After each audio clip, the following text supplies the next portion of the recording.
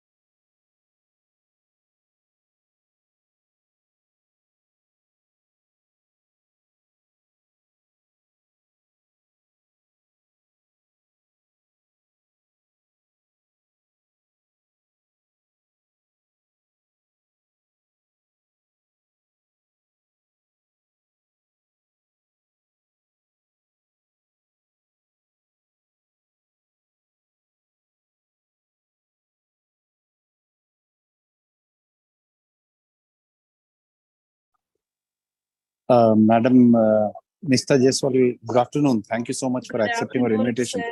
Good afternoon. Thank you, ma'am. Good to see you back. Always my pleasure, sir.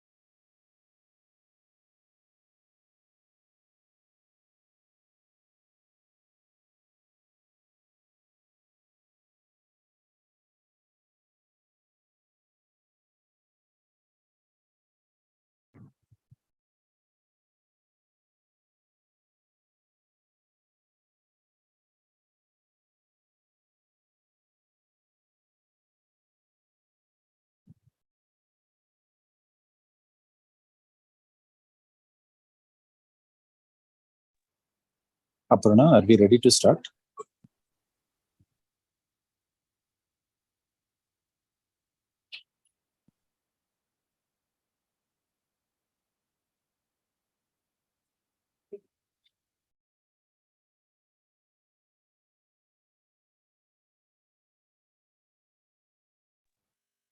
Ashutosh sir, good afternoon.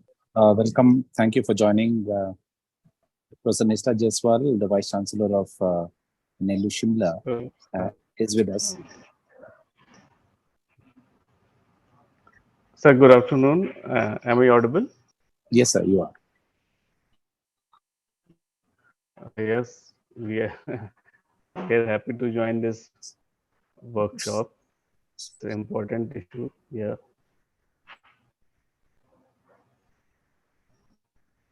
Thank you, sir. Thank you for joining.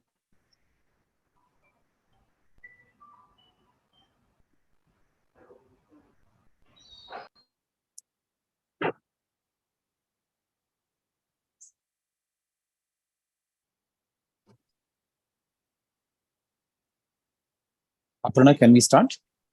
Please go to Aparna Sojan, who has anchored this event. She will be also anchoring this entire workshop. Aparna, over to you. Welcome to the CEERA team as well.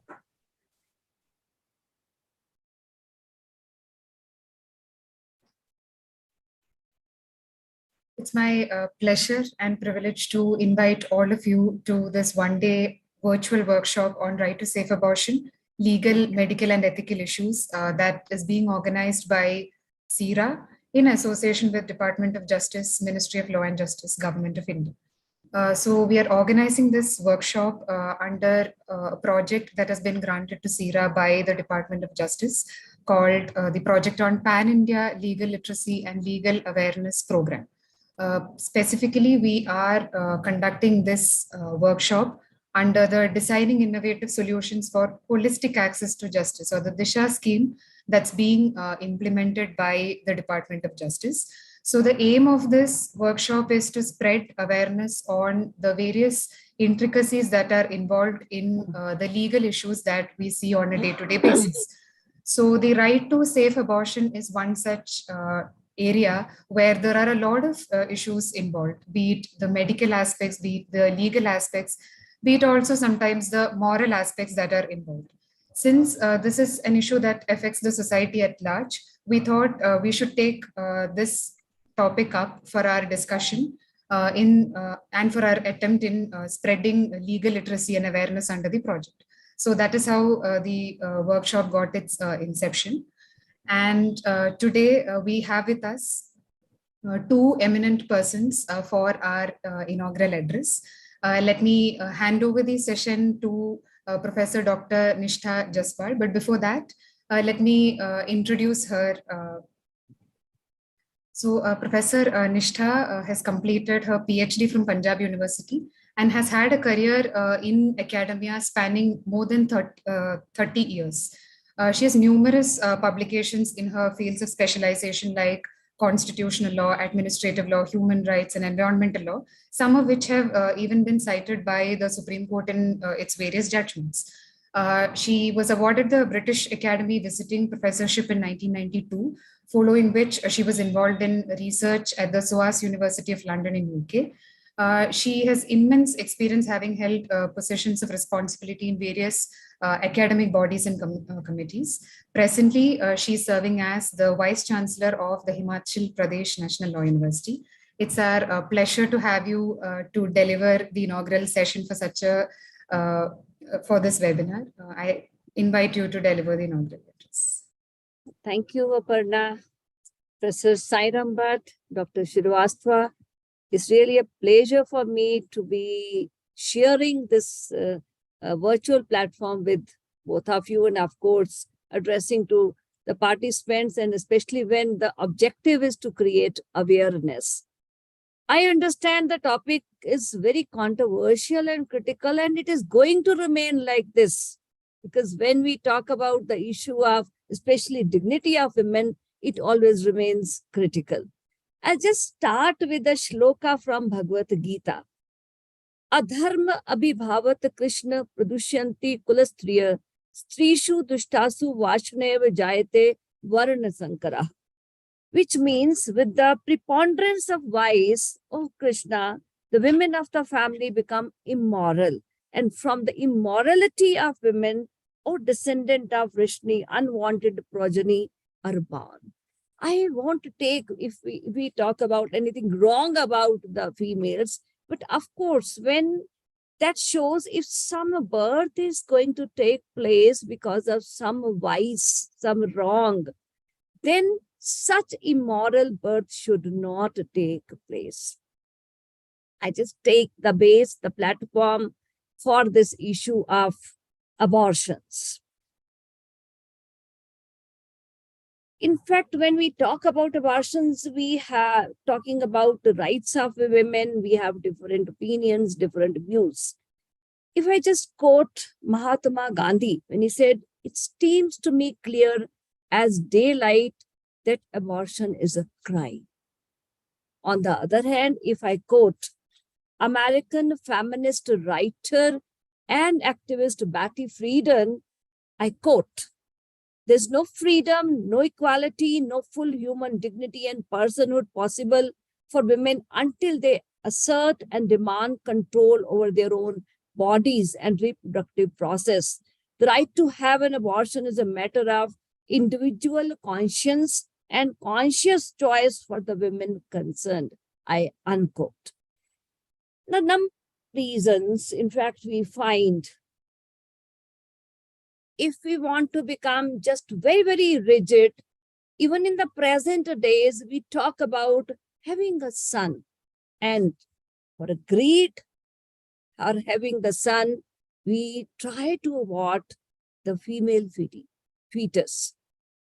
I understand law was passed in 1994. We cannot abort the female fetus, but still that feeling is already there. Now, that may be one of the reasons when we favor this. Another reason when we go against this, then we talk about the dignity of human life. If I go religiously, then we have, in fact, the common uniform opinions in all the religions, not in favor of abortion as such.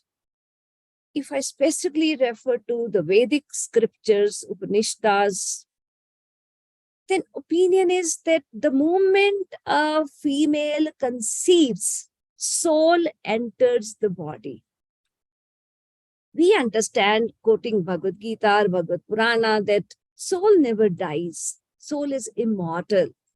But still, as the Vedic scriptures talk about that even at the stage of 3 months of fetus, it is a person and we should not think of killing. So that means if we take impliedly that our Hindu scriptures talked about this abortion before 3 months. But then we have a karmic theory also, theory of incarnation also. And that says that if we live our human life and perform our karmas, our duties, then those karmas have the potential to give us a better life ahead. And we are in the cycle of birth, death, rebirth. But if the fetus is killed, then that soul does not get the chance to show its potential once it comes into life in some human body. And that break is there in the cycle of birth, death, and rebirth. Other religions, whether I talk about the Muslim religion or Christian religion, even I refer to Zoroastrians. In India, in Hindu philosophy, we are much inclined towards ahimsa or non-violence. Well, if I refer to Zoroastrians, they will talk about only reverence to human life. They don't talk about this non-violence. Now, historically, we had been talking about throughout the world, not in favor of abortions. And the reasons we give that after all, human life is very sacred. And whenever we resorted to or wanted to resort to, then only on account of health of women or the safe life of the child. Now, in India, also we shared the same kind of issues historically also, internationally also. I think I need not to go in the details of the human right concepts where we have to refer to UDHR or International Covenant on Civil and Political Rights or International Covenant of Economic, Social and Cultural Rights or CEDAW. I need not to talk about all these. And I'll be coming to the constitutional provisions also. But before that, I would just trace the history in India. 1964, the Center for Family Planning recommended the Ministry of Health to constitute a committee so that there should be some legislation on abortion. And on the recommendation, then the Shantilal Shah committee was constituted. It submitted the report on 30th of December, 1966. And on its recommendation, the Medical Termination of Pregnancy Act of 1971 was enacted. Very small act it is. It was, in fact, it came into force in April 72, again revised in 75 to do away with some cumbersome procedure. And we know after that also it has been amended. Now, if I just refer to this act, the basic objective is that there should not be some illegal terminations. And here mainly Section 3 and Section 5, they are the main important provisions. I would just like to refer to these. Section 3 talks about when pregnancies may be terminated. Here, the medical practitioners who go in for terminating of the pregnancies in accordance with the provisions of this act, then they will not be liable. And here we know till this 2020 amendment, it was only, and what was allowed was that is only up to abortion up to 20 or termination of pregnancy up to 20 weeks. Now, after that, some change was there that up to 20 weeks, this can be done with the consultation of one medical practitioner. And after that, 2 practitioners, 20 to 24 weeks or more than 24 weeks. That is only in the case of some fetus abnormalities. Now, here, what is very, very important, the grounds when we talk about that this can be done. Of course, we understand, which is there in the act also, when this is when the continuation of the pregnancy can involve some risk to the mother, the pregnant woman, and or there may be some grave injury to her mental or physical health. In fact, physical health we understand. Doctors also advise on that account.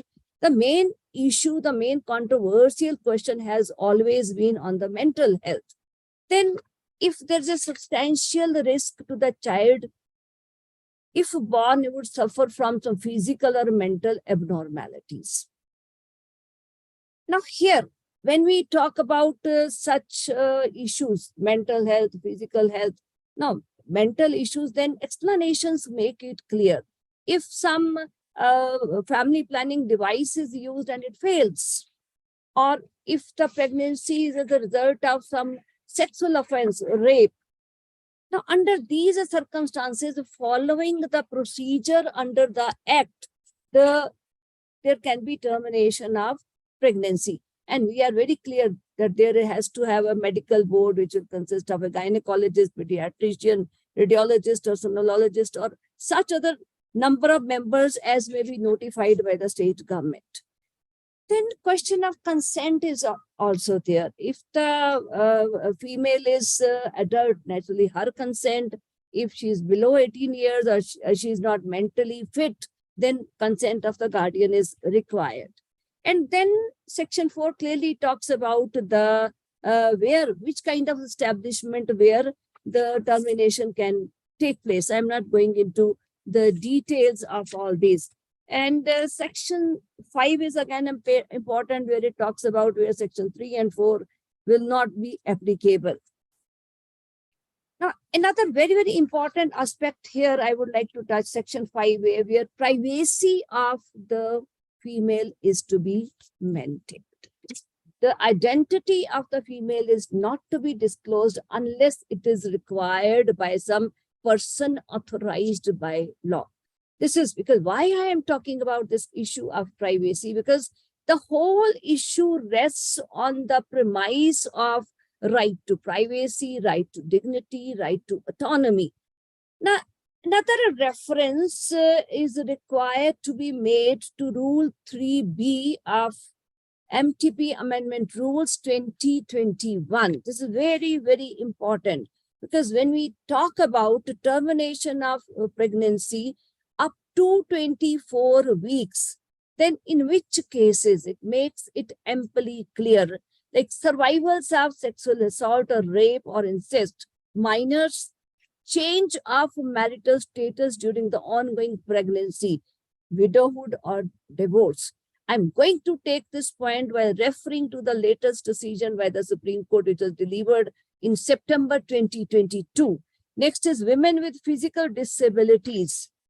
Then mentally ill women, including mental retardation, fetal malinformation that has substantial risk of being incompatible with life, and women with pregnancy in humanitarian settings or disaster or emergency situations. So now legislatively, we are very, very clear. There is no dearth of provisions relating to the abortions or safe abortions or termination of pregnancies. Now, number of issues. Now, before I proceed with the judicial approach in developing this concept and dealing with different critical situations, I would just like to refer to that we took many, many years in Puttaswamy case when we talked about in 2017 that right to privacy is part and parcel of right to life. While this was done in the United States of America in 1973 only in Roe versus Wade, and where this abortion was legalized, and this was taken as a part and parcel of constitutional protection under 14th Amendment, and they declared right to privacy as part of their whatever provision they had regarding right to life. Now, after say 50 years, about 49 years in Dobbs versus Jackson in 2022, now just everything was turned topsy-turvy by the United States Supreme Court. And simply because This is 9 judges bench, 6 judges giving the majority or concurring opinion, 3 judges giving dissenting opinion here. Now, they were of the view that we have to see what was the position historically in the United States of America. And we never approved of abortions like this.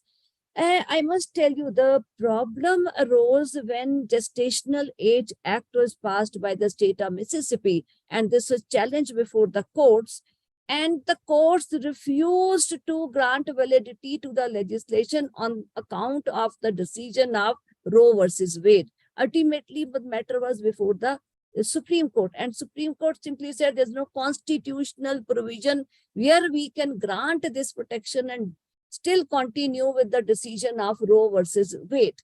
Now, great setback it had because of this. Reason being, in Roe versus Wade, not only they talked about this right to abortion, right to privacy, but at the same time that whenever any legislation is enacted, then it has to be focused on women health and women autonomy. That means now once the US Supreme Court has overruled that, then now the legislature is not bound by these limitations that they have to take care of the women health or women autonomy.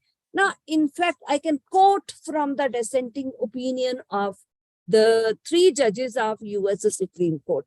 I quote, "The right Roe and Casey recognized," Casey was in 1992, "does not stand alone. To the contrary, the court has linked it for decades to other settled freedoms involving bodily integrity, family relationships, and procreation. Either the mass of the majority's opinion is hypocrisy or additional constitutional rights are under threat."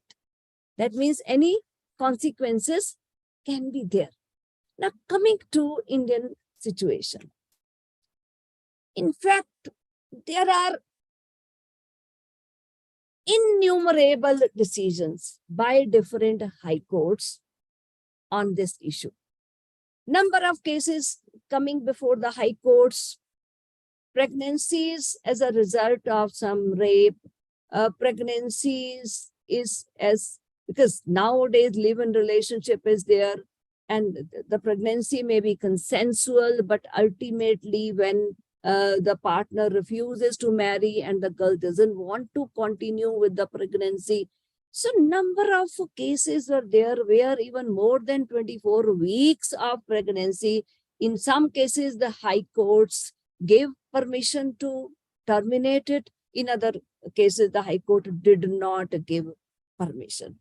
What we can, in fact, there is no uniform decision given by different high courts.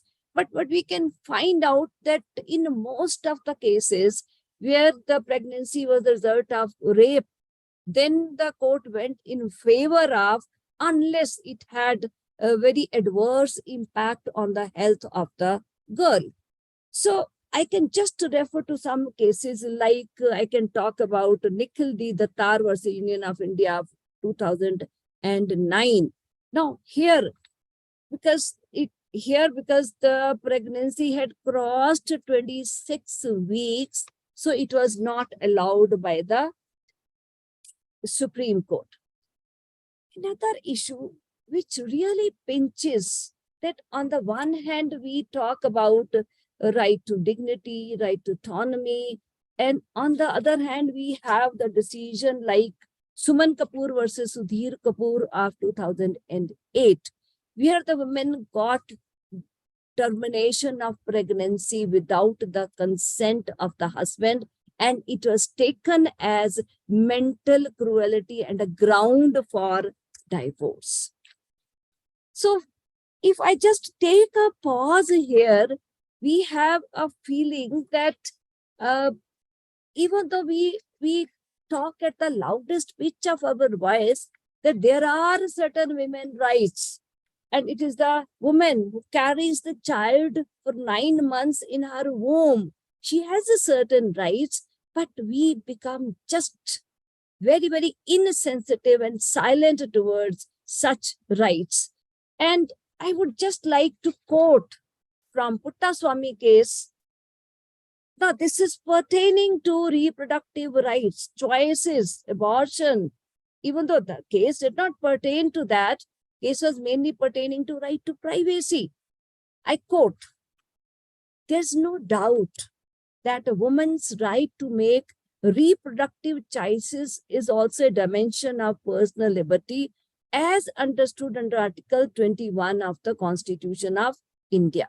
It is important to recognize that reproductive choices can be exercised to procreate as well as to abstain from procreating. The crucial consideration is that a woman's right to privacy, dignity, and bodily integrity should be respected. This means that there should be no restriction whatsoever on the exercise of reproductive choices, such as women's right to refuse the participation in sexual activity or alternatively the insistence on use of contraceptive methods. Furthermore, women are also free to choose birth control methods such as undergoing sterilization procedures. Taken to their logical conclusion, reproductive rights include a woman's entitlement to carry a pregnancy to its full term, to give birth, or to subsequently raise children. However, in the case of pregnant women, there is also a compelling state interest in protecting the life of the prospective child. Therefore, the termination of a pregnancy is only permitted when the conditions specified in the applicable statute have been fulfilled." I unquote. 2021 rules came, and I refer to certain issues of mental health also. And for that purpose, I would like to refer to one decision by Bombay High Court in 2021, Sidra Mehboob Sheikh versus State of Maharashtra. Now here, because the girl wanted to undergo medical termination of her pregnancy because it would be oppressive to carry forward that pregnancy. Reason was she was a victim of domestic violence. She had no support from financial or otherwise from the husband. Under these circumstances, she did not want to continue. Now this was allowed, but here, no, because see, when any litigation is there, then the arguments are raised from both the sides. So the court distinguished between mental health and mental illness. We need not to prove that there is some diagnosed mental illness. Merely affecting mental health is sufficient. And then I do talk about the latest decision of X versus Principal Secretary, Health and Family Welfare Department and City of Delhi, which was judgment was delivered in September 2022. It's a matter of chance that this was delivered on World Safe Abortion Day. 3 judges bench was there of Chandrachud, Justice Bopanna, Justice Pardiwala. Now here Supreme Court said that this right to safe abortion must be available to both married as well as unmarried women. This is one achievement of this judgment. And here, because the other partner may not be in favor of continuing with the relationship, and the girl doesn't want a social stigma. And when we talk about dignity under the Constitution, I'll keep on reiterating, because we have not forgotten the decision of Suchitra Shrivastava versus Chandigarh administration of 2010, where this reproductive choice to carry on with the pregnancy was allowed to a girl who was marginally normal, and she was a victim of rape at Nari Niketan, Chandigarh. Now, I would just like to quote from this X versus Principal Secretary. Says a woman is often enmeshed in, now these considerations we must take into our mind before we take any decision on whether to allow termination or not, because one of the grounds is, see, I refer to two things, is the change in the marital status. Live-in relationship, they're living together, and if the partner refuses to continue that relationship or enters into a wedlock, then the status is changed. And second is, which is always very, very important, that is when mental health is affected. I just quote, a woman is often enmeshed in complex notions of family, community, religion, and caste. Such external societal factors affect the way a woman exercises autonomy and control over her body, particularly in matters relating to reproductive decisions. Societal factors often find reinforcement by way of legal barriers restricting a woman's right to access abortion. The decision to have or not to have an abortion is born out of complicated life circumstances, which only the woman can choose on her own terms without external interference or influence. Reproductive autonomy requires that every pregnant woman has the intrinsic right to choose to undergo or not to undergo abortion without any consent or authorization from a third party. I unquote. Again, I'll say before I conclude that, and I would just also like to refer to the 2016 decision, High Court on its own motion versus State of Maharashtra. Just otherwise nothing new, just because a letter given by an under trial prisoner to the city session judge was treated as PIL, and the High Court on its own motion took this matter. Ultimately, this controversial question will go on and on, because here it's not only individuality matters, it's not only integrity matters, because the family also matters, society also matters. So keeping into account, because today's webinar's topic is also, I'm not talking on medical account, legal and ethical issues are involved. So it needs to be reviewed from time to time as per the needs of the society. I want to admit before the participants that I am a poet by heart. So I'll just present my poem on the topic. First, I'll talk on behalf of any female, any mother. मातृशक्ति हूं मैं, मातृत्व है अधिकार मेरा. मातृशक्ति हूं मैं, मातृत्व है अधिकार मेरा. तुझे जन्म दूं, गोद में लूं प्यार तेरा.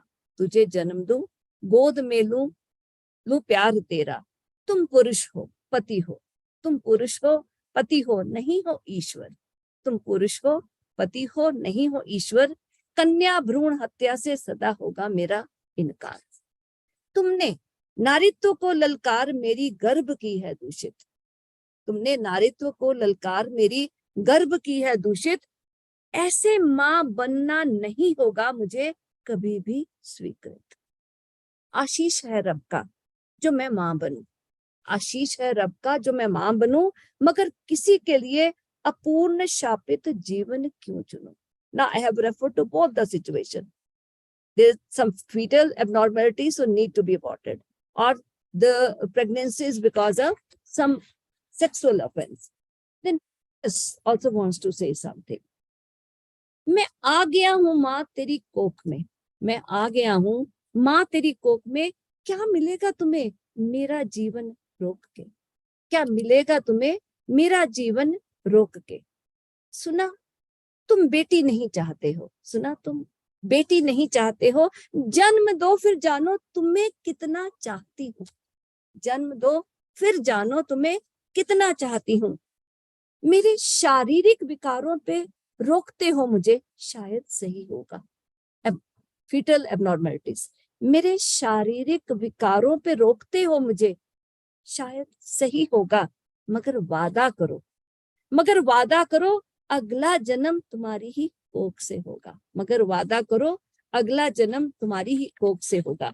अब कानून की आवाज है.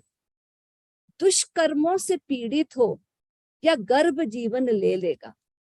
दुष्कर्मों से पीड़ित हो या गर्भ जीवन ले लेगा. कानून बिना जन्मे भला कैसे कर लेगा. So we have to enact the legislation. हालत तुम्हारी कोख की ही देखेंगे. Now this is what law needs to ensure. हालत तुम्हारी कोख की ही देखेंगे, जन्म की खुशी या जुदाई के आंसू भी देखेंगे. जन्म की खुशी या जुदाई के आंसू भी देखेंगे. So finally I pray to God, ए रब देश बुद्धि, ए रब देश बुद्धि बनाए कानून उचित, ए रब देश बुद्धि कानून बनाए उचित, मानव मानवता से ना हो कभी वंचित. मानव मानवता से ना हो कभी वंचित. सर्वे भवन्तु सुखिनः. Thank you so much, ma'am.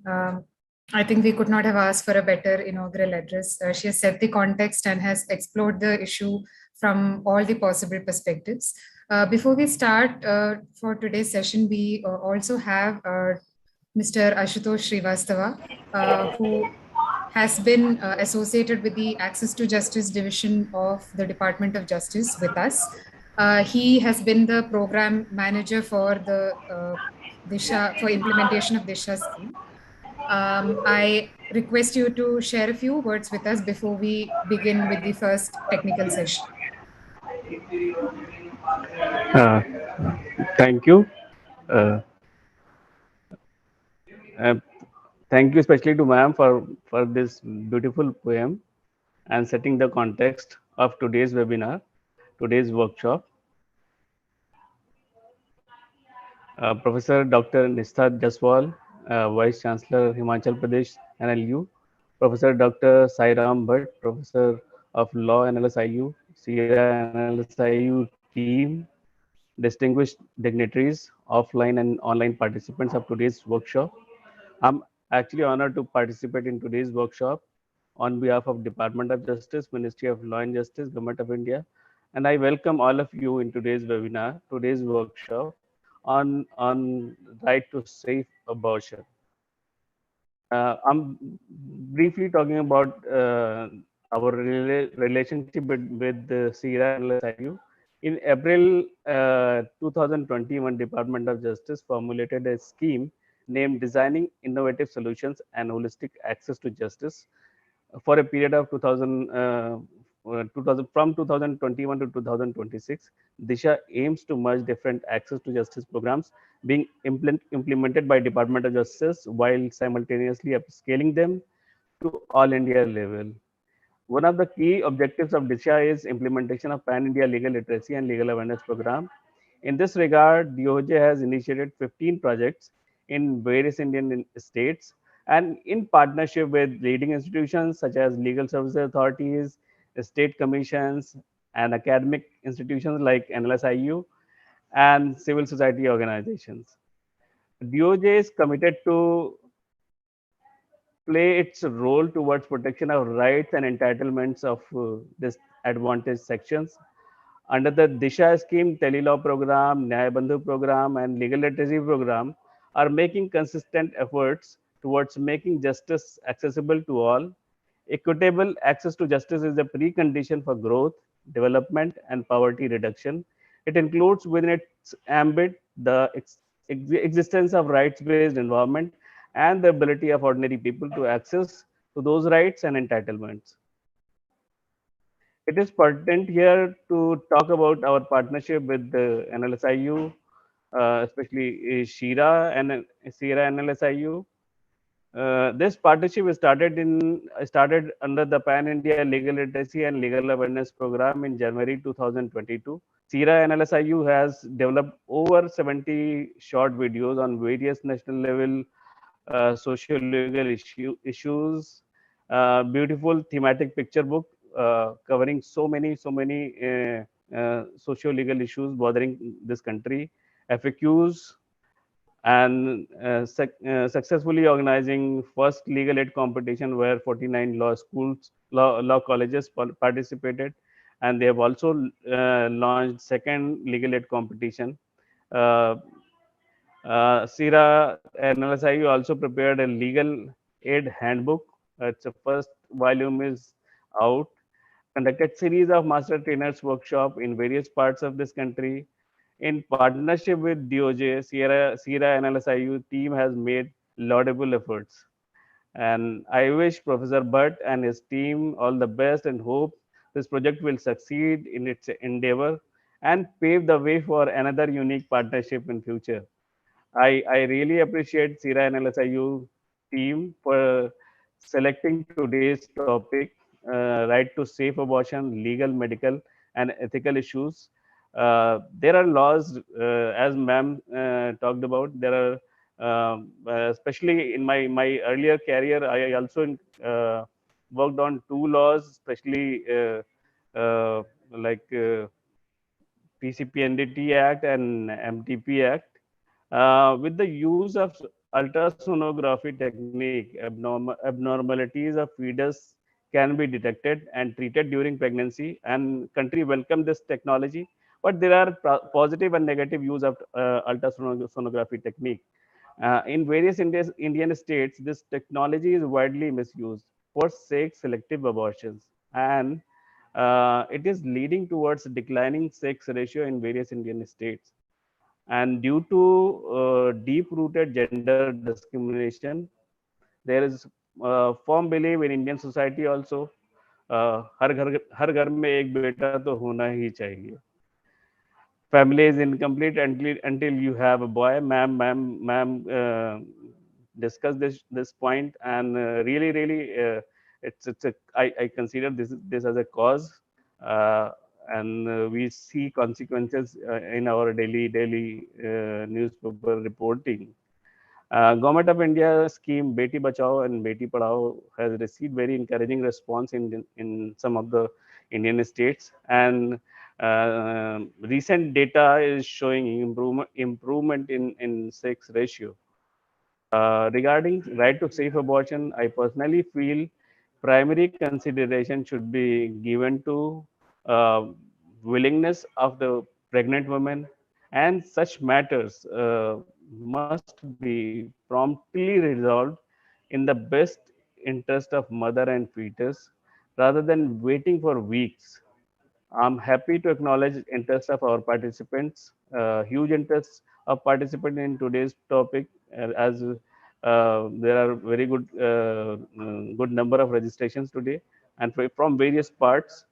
I'm optimistic that such opportunities will lead towards greater interactions, allowing people to understand what is right, what is wrong, and lead towards greater awareness, greater legal awareness at the community level.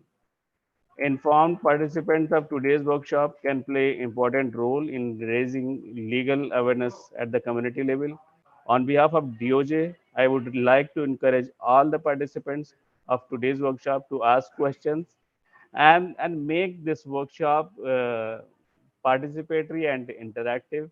I thank all of you for your attention. On behalf of DOJ, Ministry of Law and Justice, Government of India, I want to express my gratitude to incredible team of CEERA-NLSIU for their consistent efforts under legal literacy and legal awareness program.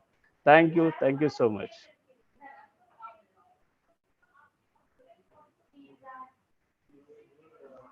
Thank you so much, sir. So we have our first technical session, and we Aparna, have can I Dr. just come in if you don't Yes, mind? sir. Yes, sir. Sorry. Let me just thank Professor Nishta Jaiswal and Ashutosh ji. Professor Nishta really took us into the legal landscape on the topic of the workshop, and she concluded with what a poet would feel about the topic. And I think Ashutosh ji has complimented the CEERA team and the entire compliment should go to Vikas and Aparna, Rohit, Gayatri and Jay. So at the outset, I just wanted to compliment the entire team for having taken this first initiative. I think this is the first of such workshops that we are planning. As Ashutosh ji knows, that we have also launched our second workshop on financial frauds. Now, why are we identifying these areas?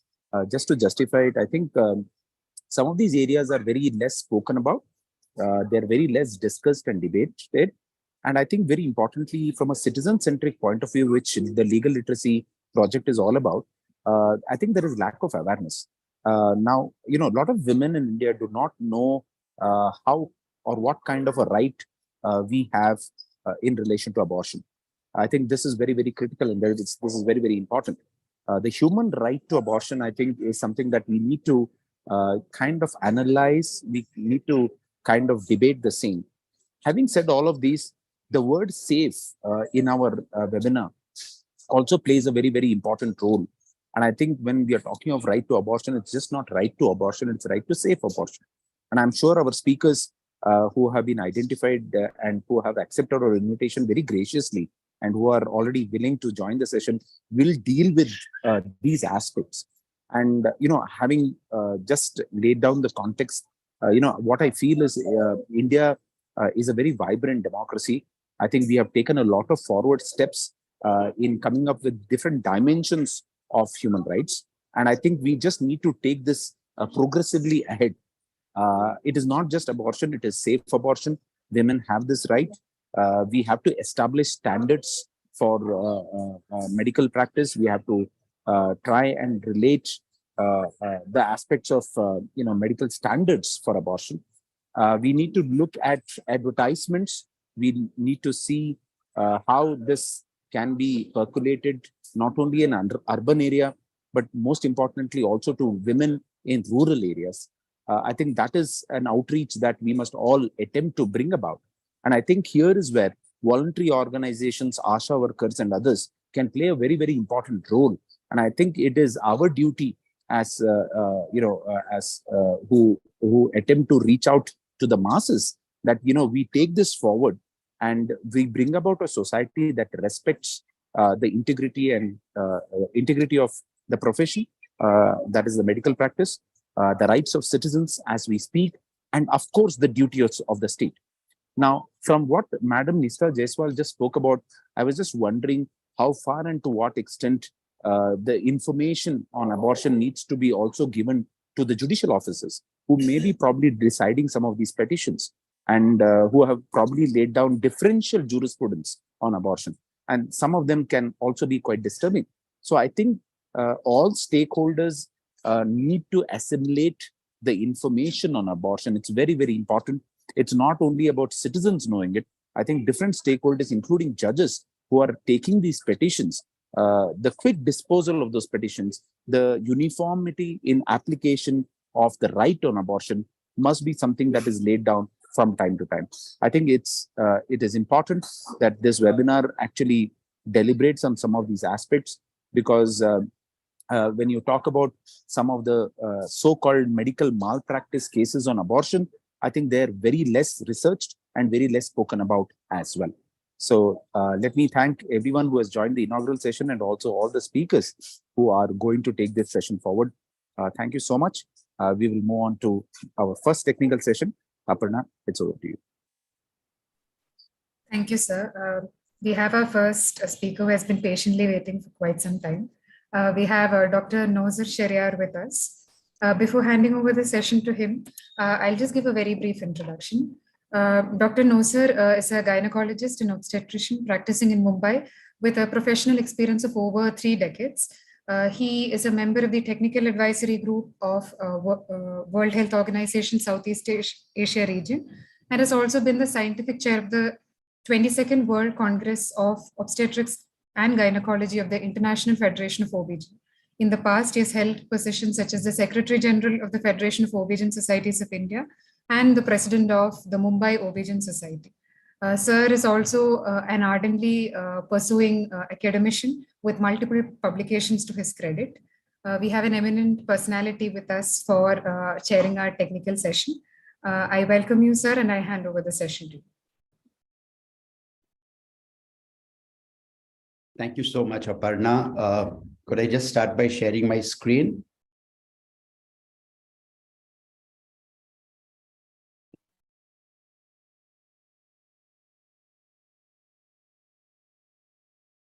Right. Do you have my screen? Yes, sir. Yes. So first of all, thank you so much. It's really a privilege. And maybe after I spoke to you, I realized it's kind of a slightly different audience that I'm speaking to today.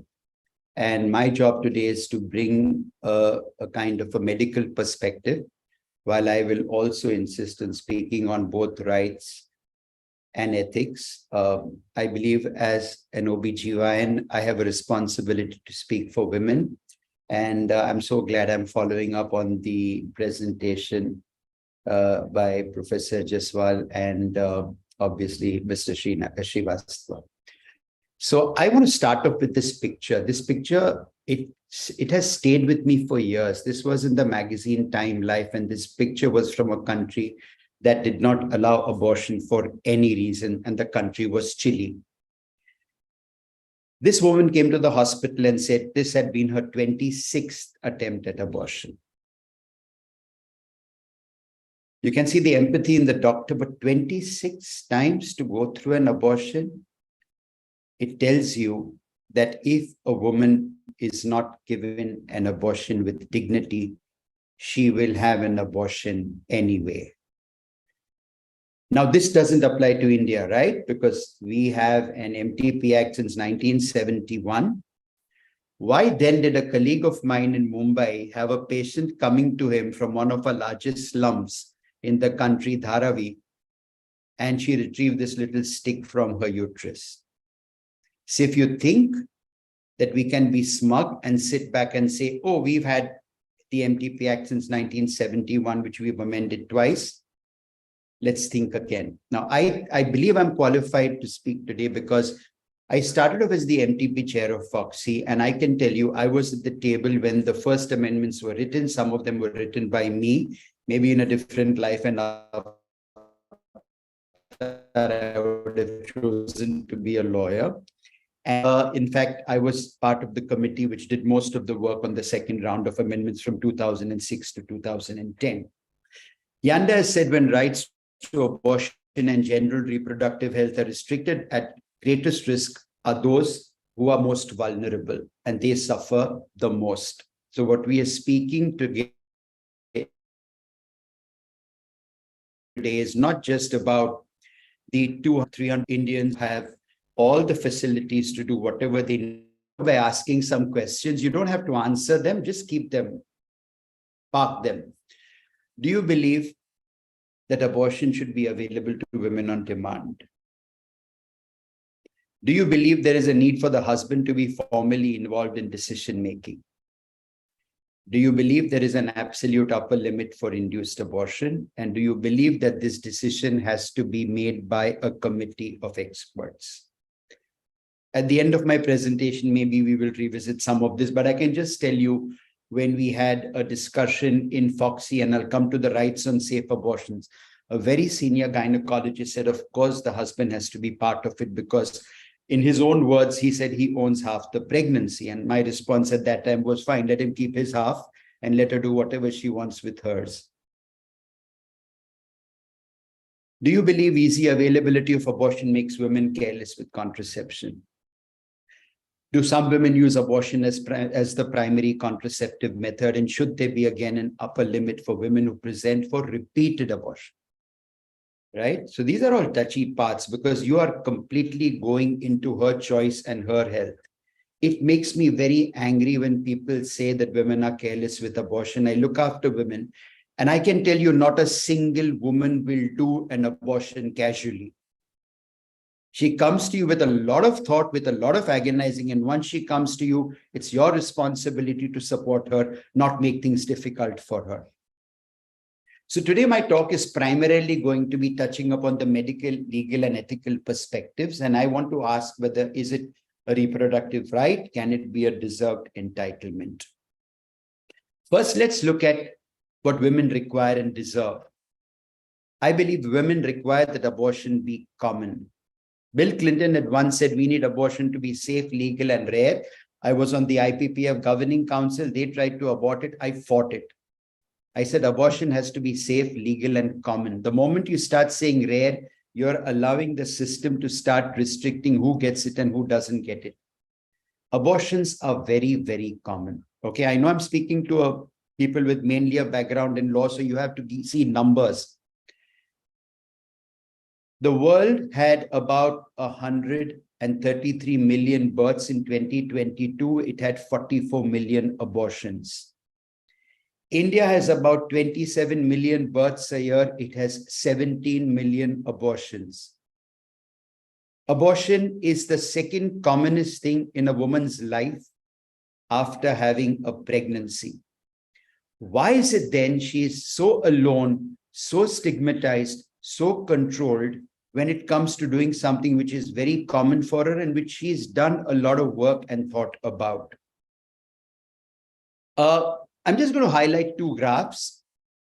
You look at the graph on the left, and they've basically looked at the unintended pregnancy and the abortion rate. It doesn't matter whether you come from a low-income country, middle-income country, high-income country.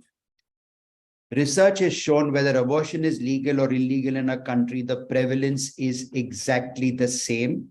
If anything, in the lower income countries, you will have more unwanted pregnancy. In the middle income countries, people will take care of many of these pregnancies and have more abortions. And it's only in the high income country where they've done better with contraception, so they have less unwanted pregnancies and less abortion. So we are somewhere in the middle group. On the right, they've shown that wherever abortion is legal or illegal, it doesn't matter. The prevalence remains exactly the same. Now, we did a very large study in India, the Guttmacher Institute. It was done in 6 states. It was an amazing prevalence study. It was done in states which represented almost 45% of India's population.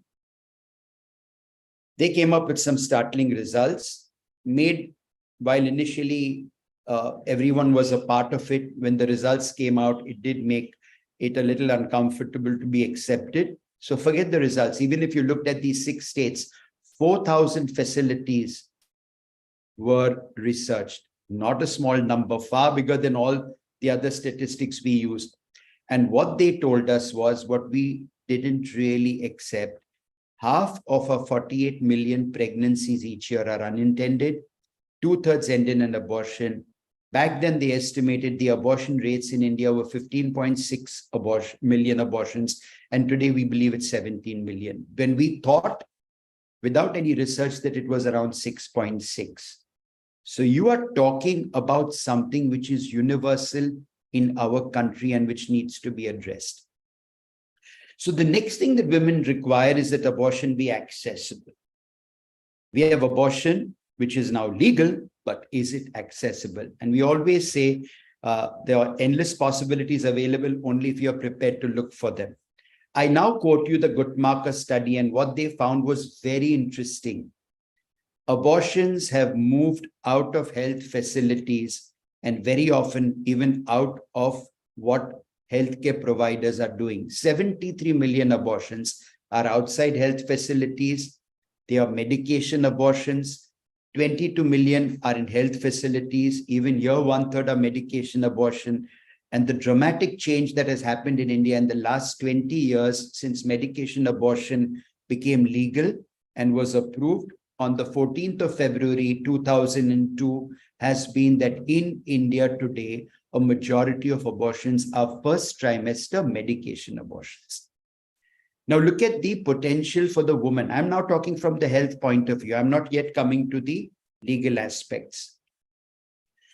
Today, she can get access to wherever she is on her terms, and I'm afraid to say very often self-managed, which technically would not be legal, but which is a reality. This is a WHO update on self-management of medical abortions, and the WHO feels that there is such a shortage of health workers that a large number of people worldwide will lack access to the most essential health services. And the WHO says that self-management of abortion care is one of the most effective options. Obviously, I don't ever see the law permitting this. I'm just telling you this, that it's something that you accept. And I remember once telling a Secretary of Health of our country that, sir, until we have something better to offer, let's not get in the way of these women, because at least they are not dying at the hands of a quack. Now, this was a study which showed that when women self-managed abortions, and this was interesting for me as a doctor, when they had a problem, and there will be problems, they come to the medical facilities. Okay. So in a way, what South America did, where abortions are illegal, is they said, start off an abortion. If you have a problem, come to a facility. It is called harm reduction. A lot of women in our country are doing that and found that a majority of women, if they had self-medicated, came. So I'm telling you, this is a reality. We have to accept it. I'm going to talk about this again later and see what we can do about it. One way was when we'd done a study in Foxy that we put in package inserts, which women understand better, because women, all of them are not literate, but that does not mean they are not smart. That does not mean that they don't want to look after themselves and be safe and make it pictorial. We need abortion to stay updated. And what I'm going to tell you today is how abortion has become so simple. People keep thinking of abortion as something dangerous. This is MVA.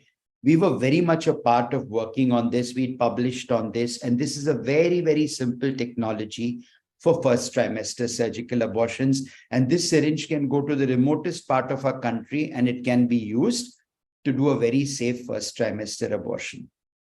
We'd done this study with the WHO and the government. In fact, it was why it came into RCH2. The government gave us at Foxy 8 states, 2 districts per state, and within 2 weeks, we trained MBBS doctors to do surgical abortions very safely. But this was the game changer, medication abortions. Now, medication abortions, and I'm going to talk to it about a little later as to how it's done, because everyone should know how it is done. We did a very representative sample, and I'm proud to say that 1 year after medication abortion in the US, 15% of doctors were using it. 1 year after medication abortion in India, 70% were using it. In India, we have one great advantage. And that is that we do not seem to have a significant problem with conscientious objectors, which have their own issues and legal issues, because then it comes to what happens when a woman is denied an essential service, a life-saving service. Fortunately, the Indian gynecologist does it in a very matter-of-fact way as a part of his routine practice. It's basically 2 different medications, one given, the second given 48 hours later. These are 2 different doses. I'm proud to say that we had recommended in India, Foxy and the government, something that the WHO took up later, and the effectiveness is 95%. Now, this is where sometimes we have to deal with approvals and the law. There is a method of second trimester abortions, late abortions, using misoprostol. Never approved by a drug controller. We've been trying, we worked with the industry, but still not approved. So what do we do? Well, what we do is, fortunately, when you are at the table, and I can tell you there's a lot of support from people in authority and the ministry when it comes to good things. We wrote the comprehensive abortion care guidelines and updated them. And what did we write? The method is presently not an approved method in India, though WHO and international evidence recommend the use as safe, effective, and we put the protocol in the annexure.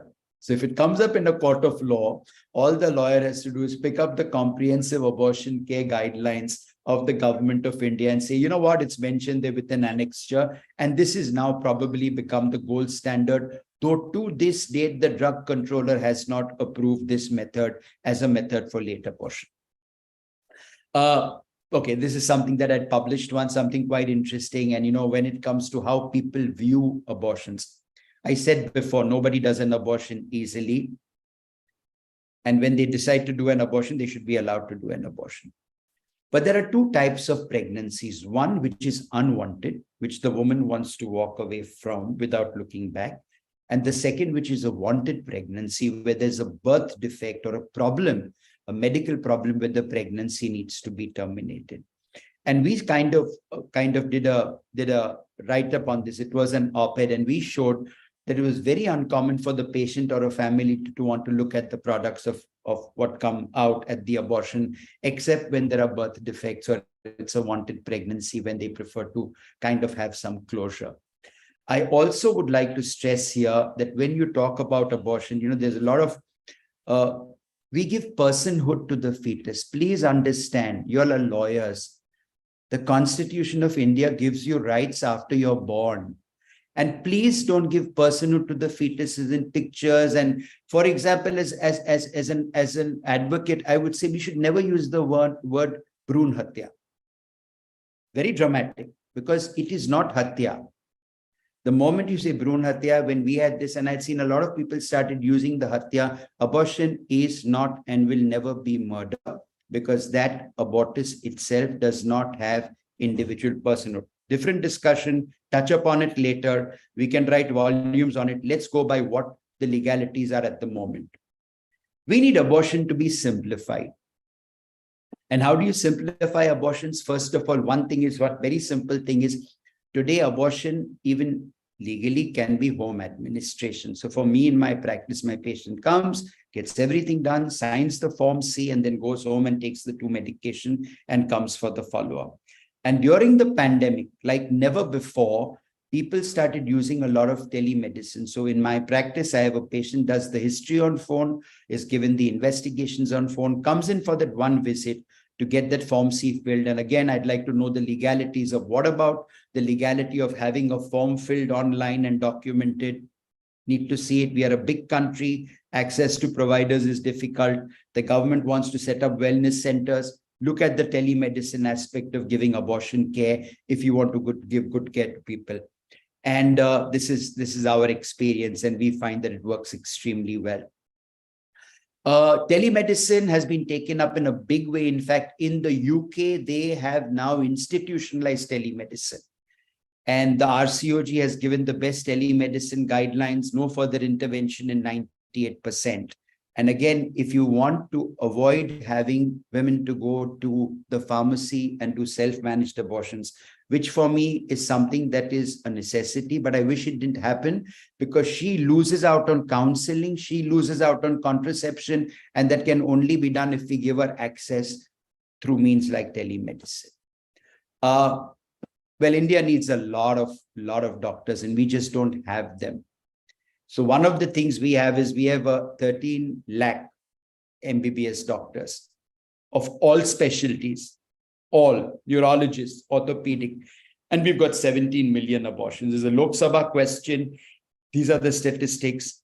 The WHO has shown that we can do task shifting, and I'm saddened to say that the amendments in 2012 had proposed task shifting, but because of pressure and backlash from my organization, others, and it came under pressure because Foxy had championed it for many years, we kind of blocked that one amendment. Where do women go when the WHO says that an Ayush doctor or a nurse can do an equally good abortion? And we've published it, and we are only talking about first trimester medical abortions, and you've blocked it. Now you can imagine why so many abortions are out there outside the medical system because of access, because of availability, because of cost, because of confidentiality, and many other issues. We have widened the provider base. We have now said that you can have MBBS doctors doing medication abortions. The old MTP rules needed a doctor to have 25 surgical abortion cases to be qualified, which is ridiculous because today a majority of abortions are medical abortions. So now we have in the new rules that you can have a cadre of doctors who can provide medication abortions, but they need training. Now, my question is, if a gynecologist doesn't need training to do all abortions, why does an MBBS doctor need to do training for first trimester abortions? It's knowledge-based, it's not skill-based. It's a diagnosis of pregnancy, often an ultrasound, a combination of 2 medications, and knowing how to look after the woman. So maybe we need to look to simplify these rules even more so more women have access. Abortion needs to be empowering. We know that we had our amendments recently, and we are happy we had them. But what disappointed me was many of the things which were there in the earlier proposed amendments never found their way to these amendments. So these amendments talked about extending the length of pregnancy for vulnerable women to 24 weeks. Now, when our committee at that time was working, the NCW approached us and said 28 weeks, which was great. But remember, you have to also look at a practical problem. First of all, let me get one thing out of the way. Late abortions are safer than childbirth. Today, technology says a 24, 28, 30-week abortion is safer than delivering a baby at term. Let's get that very, very clear, because I'm tired of sometimes hearing, oh, it's going to be a danger to her life. In fact, I've often thought that why did people go to court to ask to terminate a pregnancy in a 13-year-old? They should have done it under Section 5, which was a danger to her life, because a 13-year-old has a 5-fold chance of dying of a pregnancy than a 22-year-old. So we've always been so overcautious. We always stay well within boundaries when it comes to law and not go up to the edge and test the law. And then we go to a court, and you know what happens when you go to court. I'll come to that later. I've got Anubha here, and Anubha knows what I feel about it. We have this any woman and a partner, which was the most ridiculous thing that was there in the original law, as though unmarried women didn't have sex. We tried to change it in 2002. The government doesn't like too much change. They said, let's leave this and let's do it one at a time. It didn't matter. People said, oh, unmarried women can't have an abortion. Yeah, of course they can. We used to do it as mental health. We didn't have to justify any mental health at that point in time. So unmarried women have always had abortions. Doctors have always done abortions for them. Let's not get anything mixed up and think, oh, we've achieved something great by putting it here. Finally, confidentiality. We were having a talk about the POXO Act, which is, becoming such the fact the POXO Act and the MTP Act sometimes, or PCP and DAT Act, they are at loggerheads. Municipality in Mumbai put out statistics to show in the last few years there is a dramatic drop in the number of under 16s and under 18s coming for an abortion. And I gave my opinion in an article, and I actually said, they are not coming to you, because they know that the moment they come and they get reported, the police are involved, and police being involved in this country is not a great thing. So they are now going, sadly, you push them away from the system to the dangerous system, which is there underground. Okay. So we thought that maybe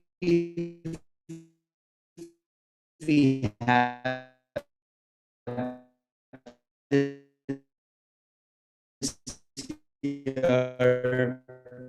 confidentiality, but of course the person not talking about the POXO Act. But I believe unless you do something, 18-year-olds had a right in this country to be sexually active till 2012, and we took away that right and took it down to 16.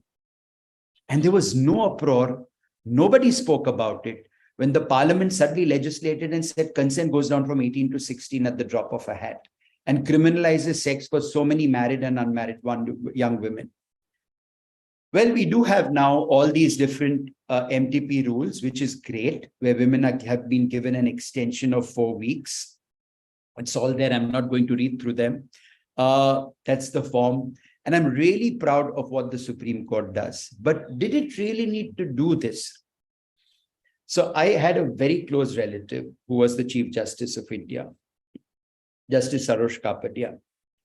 And he told me, your acts are very poorly written, which is why you finally have a problem when it comes to the courts.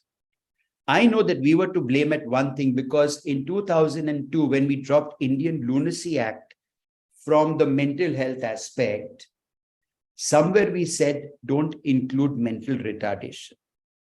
And remember that case that happened in Punjab, where there was a severe mentally retarded girl, and the activists went, well, it should have been on a case-by-case individualized basis. A woman who's mentally ill can, on medication, make valid and lucid decisions. And a woman who's mentally retarded can be severely retarded and not be able to make this decision. So we need, so that was a mistake. Literally, a mistake written in the law creates a problem in the law courts. Similarly here, believe it or not, the committee always had intended for single women to be a part of vulnerable. Someone, while writing the rules, forgot to put it there. Thankfully, we had a bench with Justice Chandrachud, who stood up and rapped us on our knuckles and said, why aren't single women there? I mean, it's a no-brainer. If you can have a widow, and you can have a divorced woman, and obviously you would have a single woman having this additional right of going on for another 4 weeks and giving her a little more time, because remember, these women will try and hide a pregnancy, conceal a pregnancy, and come a little later. So we need to. And another very great thing they put out, and which again you all need to see, where the court said that the RMPs need not disclose the identity of a minor if she seeks an abortion under the POXO Act. You can inform them that there has been an abortion, but that identity can remain confidential. This is a judgment by the Supreme Court bench headed by Justice Chandrachud. We need late abortions. And many of the cases that went to court for late abortions should never have gone there, because doctors were always performing these outside the MTP Act as a medical necessity for obstetric indications. But then someone always likes, again, to have their place in the sun, and they went to court, and Anuba always keeps us abreast of how many cases there are. And I think at best we must be having 250 or 300 cases having gone to court. If I go by international statistics, 1% of abortions, of a 17 million abortions, will be late abortions, which mean you need 170,000 every year. And how many have gone to court? 300. You think your medical boards are ever going to be able to cope with 170,000? I doubt it. So again, we need to kind of do a rethink, because we now have that medical board which has come in, never proposed, but because the court started asking medical boards. Now, medical boards are not a good place to make decisions, because doctors don't know when to give up. The parents of that first case, Nikita Mehta, it's in the press, said, we don't want this child. They were told, but you can have a pacemaker. But they said, but we don't want a pacemaker. And it should. And anyway, as you know, she had her abortion anyway, which was a natural abortion. And you know what that means. Anyway, the point is that now we have a medical board. And when we first proposed this during the last amendment, we said, don't have anything, just have a gazetted list of abnormalities and hold the person who performs the abortion liable and held by it. So now this is what we have now, medical boards. A lot of states still have to set them up. I'm worried that there will be a lag time. Just imagine this woman who doesn't want a pregnancy has to go and justify to a board and tell them why she wants it. And then they will decide whether she needs it or not. And so they, and of course, they would have to give an opinion within 3 days of the request. Why couldn't you just have, at least for the apps? Okay, now we've got this law. I believe that now we have to work with what you have. Suppose you had a list of 10, 15 gazetted abnormalities, which are automatic. The child doesn't have a brain. The child has non-functioning kidneys. This child can't survive. Why can't these just be an automatic approval rather than having them come before the medical board and clutter the system? And I think we really need to look at doing things now to make this more simple, more effective, and see how we can make it work in the future. Women need abortion to be championed. And this is what very interestingly, I read the discussions that happened in Parliament, and I must say the parliamentarians really impressed me. Of course, this was after the act and the rules were done. It was just passed, like everything is. But look at what they talked about. They talked about stigma. They talked about legality. You know what Professor Jaswal said earlier? Today, maybe more than half the women in our country think abortion is illegal. They talked about allowing ANMs and Ayush participation, fast-track courts, a very important question. You have a termination of a pregnancy at 28 weeks or 30 weeks, even with a birth defect, and the child is born alive. What do? Do you put it in the NICU? So there are ways that internationally, these are accepted ways, where before you terminate the pregnancy, you inject the pregnancy so the heartbeat stops. So maybe we need to look at this as well. This would have to be looked at by the professional organizations, and they would have to come out with a recommendation.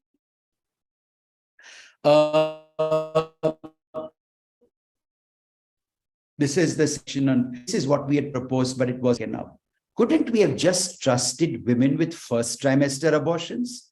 These were the draft amendments in 2014. Up to 12 weeks, allow her to say, I want an abortion, and come and get it.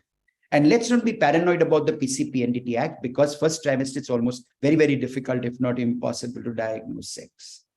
We still expect this woman to come and justify to a doctor, and in India, abortion is not a right.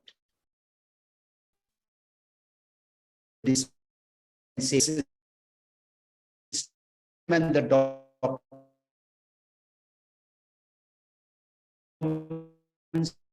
say, you know, I'll fit you to one of these. Then you can have 80. You have thought it, I don't think I can continue seeing. And I personally am a great believer in mid-level provision. I believe that when we don't have enough hands on deck, call them, and let's not be selfish. I know in courts we've got IMA, Ayush practice. Let's just forget that. When it comes to essential care, when it comes to skilled birth attendants, you're allowing these same people to be skilled birth attendants. Why can't they be skilled abortion providers, just providing abortions medically, not surgically, which is 85%. And imagine you'll give a woman in a village access, primary health centers will have providers, tertiary clinics can do all the difficult work. It's time for us to be their advocates and champions. Finally, I'd like to just come to the rights aspect. What is a right? We like to think, oh, but we've given the women the right to, we haven't. Let's face it. A right defined by dictionaries is different. Human rights are basically what I expressed in national constitutions, laws, and international conventions.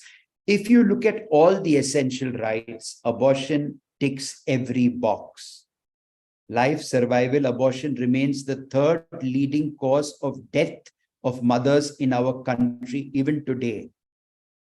It was 12%, we are now down to 8%, but women are still dying of unsafe abortion. Choice of maternity, self-determination, benefits of scientific progress, medication, abortion, non-discrimination. In the most illegal of situations in the world, rich people will get what they want. It's the poor who won't. And finally, of course, information, education, and decision-making. If you look at all the human rights treaties, right to life, if there are restrictions, it becomes life-threatening. When you restrict an abortion, you only restrict safe abortions.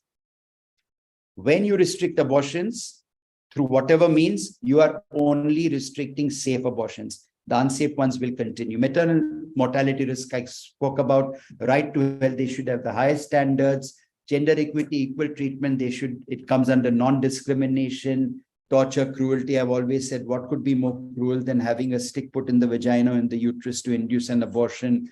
Privacy, that's what Roe versus Wade was. They came through privacy. Today, our Supreme Court talks about privacy. What happened in that country is different. Another presentation and lecture, people think America suddenly somewhere went and made all abortions illegal. That's not true at all. Those 26 states always had laws which made abortions illegal. It was only the Supreme Court which kind of overrode those laws. The Supreme Court went back and said, let the states decide. Those 26 states brought their laws into action. So don't think those states were great and had abortions legal until this thing happened in the US. Now, here comes the problem. What about the right to life for the fetus? For me, I believe don't conflate it. Keep your focus on the woman.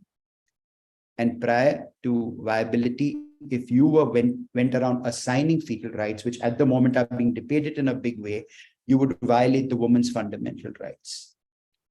By assigning personhood, this is not uniform legal practice. So please don't, we have sometimes these things circulated on proxy platforms. And I say, please don't do it, because imagine what you're doing. The church in Mumbai once put up in every courtyard of every church, a small little monument to the unborn fetus. I have plenty of Christian patients who do abortions. It tears their hearts. But I always say, they don't have 12 children anymore. What's happening? Why are they still having only 2 or 3 children? Of course, they're using contraception and safe abortions, but it breaks them. So let's not do that. Let's not use terminologies. And I request this of the legal profession. Please don't use terminologies which stigmatize abortion, which is just something that should be routine in a woman's life. And finally, the woman has to take precedence. And when you start talking about the fetus, according to me, for me as a person who looks after women, there's a conflict of interest. My loyalty is to her. You can't have 2 clients. I can't have the woman and the fetus. The woman is my client. The conflict of interest would be if I suddenly start arm twisting her. There was a very interesting case. I did the World Congress, and every day I would have a woman speaking about her experience. We called it Hello Doctors. There was a woman who came from Uruguay. Uruguay has legal abortions now. She went to do an abortion. Her boyfriend, who had left her, went to court to block the abortion. Abortion is legal in this country. This judge, who was anti-choice, appoints a lawyer to represent the fetus in a country where abortion is legal. And she says, I had to fight with my own money against a court-appointed lawyer. Finally, of course, she did get her abortion, but that's the kind of thing that's happening, and we have to make sure it doesn't happen to us. Okay, these are Foxy's rights to safe abortion. I'm going to kind of wrap up here, but we did come up with a set of rights, and maybe we didn't right to knowledge of legal status and sanction in regarding availability, widespread services, independent decision making to decide whether to terminate or continue, and confidentiality even from the partner. You know that our law does not need the one consent form which does not have a witness consent or a family member's consent is the Form C of the MTP Act. It must tell you something. If in 1971, they made a form where there was one signature and that was the woman's alone, and you know that any woman over the age of 18 who was mentally stable and healthy does not need anyone's go-ahead or permission. Courts have done differently. They've treated some things as mental health in the husband or whatever. But for her, she does not need that. This is the privacy, and I like this to confidentiality, even from spouse or family. I've always said, we don't want to leave the spouse out. Maybe she does. I would love the partner to be there every time. But what if she doesn't? If she doesn't, he's out. He has no place to be in a part of that decision. So Muhammad Fatala was one of our greatest gynecology philosophers, FIGO president. And he said it's a reproductive wrong when fertility control by women is changed into fertility control of women.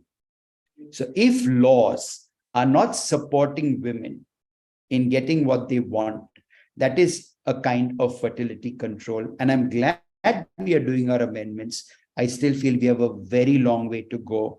Please, students, look at the 2014 proposed amendments and you will see there's so much we still need to do. And what bothers me is, where is the groundswell? Where are the voices? Where is the backlash? Where are the women's groups when it comes to this, when they know that women have no choice but to go to a pharmacy to get an abortion? So I come back to my questions. Do you believe it should be available to women on demand? I definitely do, at least till 12 weeks. After that, we could have a discussion. Do you believe the husband to be involved in the decision-making process? Of course, if she wants him to, not otherwise. Do you believe there should be an absolute upper limit for induced abortions? If you understood medicine, you would understood, it's crazy in the US, they'll say 32 weeks, but that's not an abortion. Abortion is defined till the viability of the fetus, which in our country is 28 weeks, but we've now kind of taken it down to 24 weeks. So whatever happens after that needn't even have come under the MTP Act. The court should have told that doctor who came to them, go do your job. Why have you come to us asking for permission? This baby can't survive. This is an obstacle. Do you know that the MTP Act does not talk about abortion? We tried to put the word in our amendments. Do you know that termination of pregnancy could also be a cesarean at 32 weeks, which I do very often? Technically, I'm breaking the law when I'm terminating a pregnancy at 32 weeks by a, but no, because sometimes it's common sense. And you understand why you're doing an abortion and why you're terminating a pregnancy. And we always did that till this wasn't even part of the amendments till someone went to court and we had to squeeze it in because now there was a problem. Do you believe the decision? I definitely do. I'm an expert. I don't think it should, because doctors don't know when to let go. Which neurologist is going to say, I can't deal with a hydrocephalus? Or which cardiac surgeon is going to say, oh, I won't deal with this cardiac abnormality afterwards? So it should be a major abnormality not compatible with life, or which will require a major intervention to be alive, which the parents may say we don't want. Do you believe easy availability makes women care? It doesn't. For a woman to go for an abortion to a pharmacist, to a nurse, or to a doctor is humiliation. It's fear. It's stigma. It's so funny that 27 million births are celebrated. There is God Barais. Sweets go out. 17 million abortions. This woman is secret, afraid, hiding, not even telling. You know what happened during the pandemic? There was a major problem because women couldn't sneak out, or the men couldn't sneak out. Their husband couldn't sneak out to get medication, abortion tablets, because they have done this in the past without telling the rest of the extended Indian family. And do you believe women use abortion as a primary contraceptive method? If you are, then the country needs to ask itself, what have we done about giving women the contraception that they need contraception of their choice? What have we done about educating them? Because for me, an unmet need is not only availability or affordability, it's also knowledge. And we have generally failed on that front. A lot of work to be done. I'm so glad to be speaking to you all today because Swami Vivekananda has said, all the powers in the universe are already ours. It is we who put our hands before our eyes and we cry that it is dark. Thank you very much. Thank you so much, sir, for that insightful session. If any of the participants have any questions for Dr. Sherrier, please post that in the chat box so that we can get it clarified.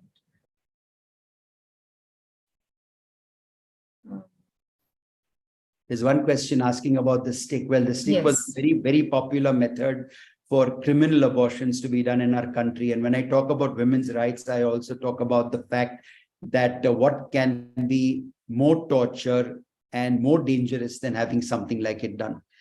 Which is why I say, when women are self-managing their abortions, it is not ideal, it is not legal. But remember, for them, they do it because there's no better choice.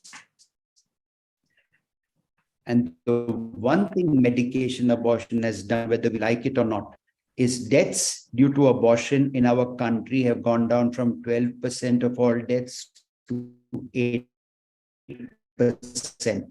And I believe that as them are dying of unsafe and criminal abortions. Not ideal.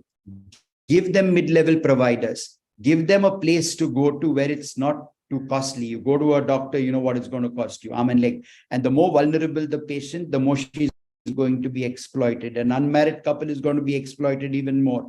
So you have to make it available to them easily at whatever cost, whatever is suitable for them. Okay, so basically, can I just answer that one other question? So we wrote a very interesting explanation in 2003. In 2003, we were sudden medication abortion MTP Act, because the MTP Act says an abortion has to be done in a certified clinic by a certified doctor. So now the question is, do you give the medication abortion in the certified clinic? Initially, women were made to wait there. Do you wait for her to abort clinic? And that would just discourage. Women want it. As a doctor, I can tell you the medical profession very often doesn't, because surgical abortion is much more lucrative than a medication abortion. So we wrote a very simple explanation, which is still there in the law. We said that a registered medical practitioner can prescribe a medication abortion from his clinic so long as he has access to a registered center. So in my consulting room, I had a letter from my friend who has a nursing home, which was registered, saying, I have got access to his clinic. Now, maybe we need to look at the law and make this even better, because this is, the BMC has registered my clinic for medication abortion, though really the rules don't have anything like registering a medication abortion clinic. Maybe it's time we do. Which you want more data, you want doctors to report. Tell doctors, register your consulting rooms just for medication abortions and give us your data, we'd happily give it. So there are lots of gray areas which need to be worked on by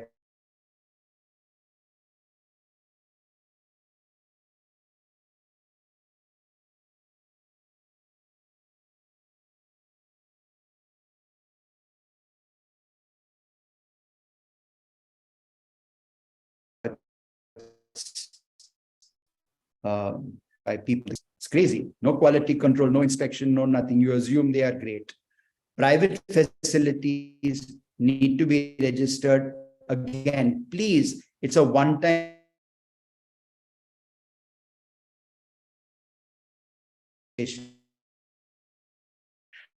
I'm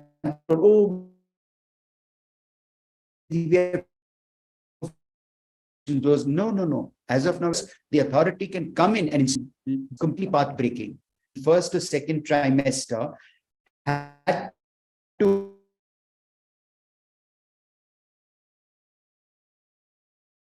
an operation theater, lights, anesthesia, which was ridiculous. When put to them that a 3 said, you can have a first trimester emergency drugs and you can have a second trimester where you need everything. So as of now, when a center is registered, we are registering it in 2 ways. Maybe we need to find a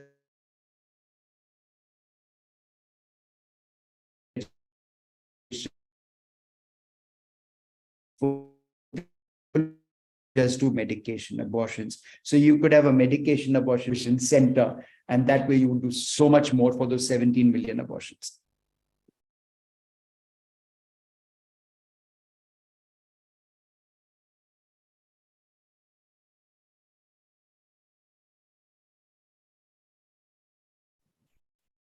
Sir, are you there? I believe we are facing an internet connectivity issue from your end.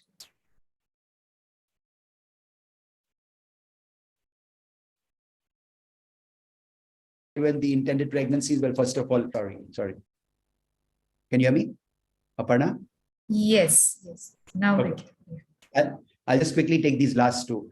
Well, surrogacy is a necessity. Again, we've just let women down.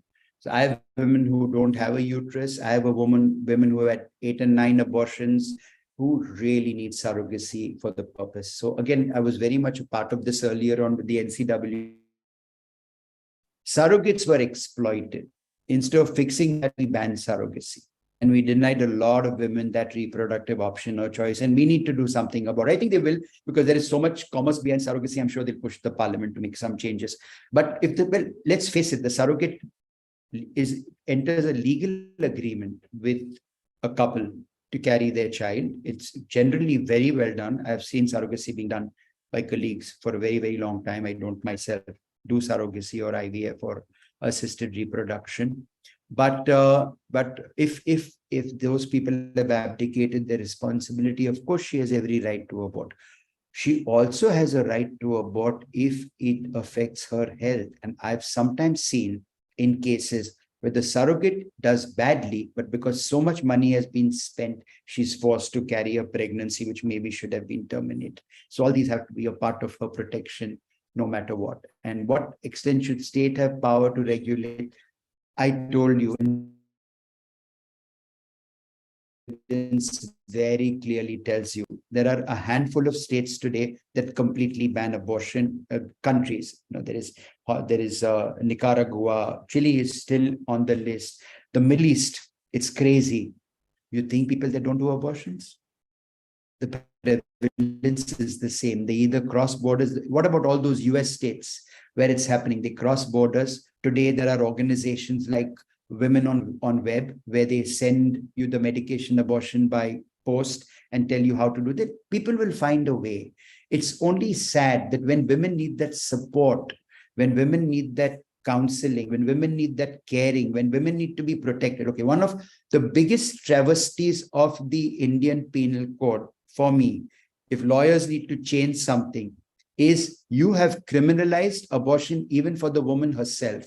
All this time, it didn't matter to me, because still the last 20 or 25 years, someone else was doing the abortion, being punished for it, because he might have been a criminal. Today, the woman is doing it herself, and that has to be immediately and urgently decriminalized, like so many other things are being decriminalized in our law. The PCP-NDT Act doesn't generally punish the woman. It makes an exception for her. It's time that the MTP, not the MTP Act, the Indian Penal Code did it and said, don't punish the woman. She's the victim. So if she does an abortion herself, she should not be punished and sent to prison.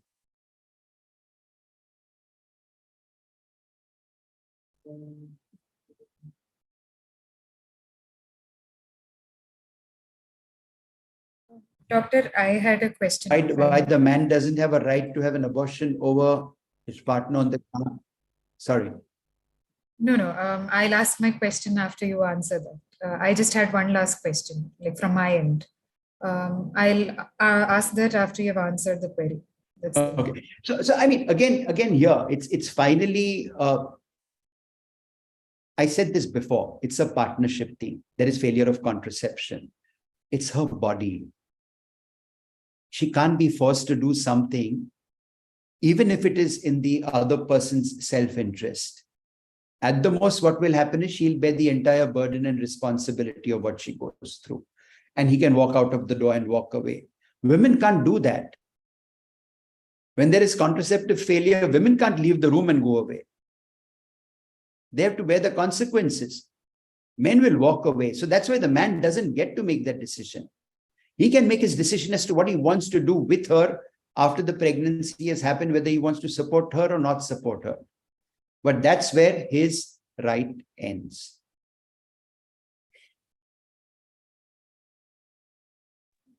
Doctor, you were mentioning about how you are not very supportive of the idea of permanent medical boards taking a decision over abortions. But isn't that a better alternative than the women approaching courts and trying to get approval? I don't for think their women should decision? approach courts, and I don't think we should have permanent medical boards. Okay, do you have a medical board to tell me the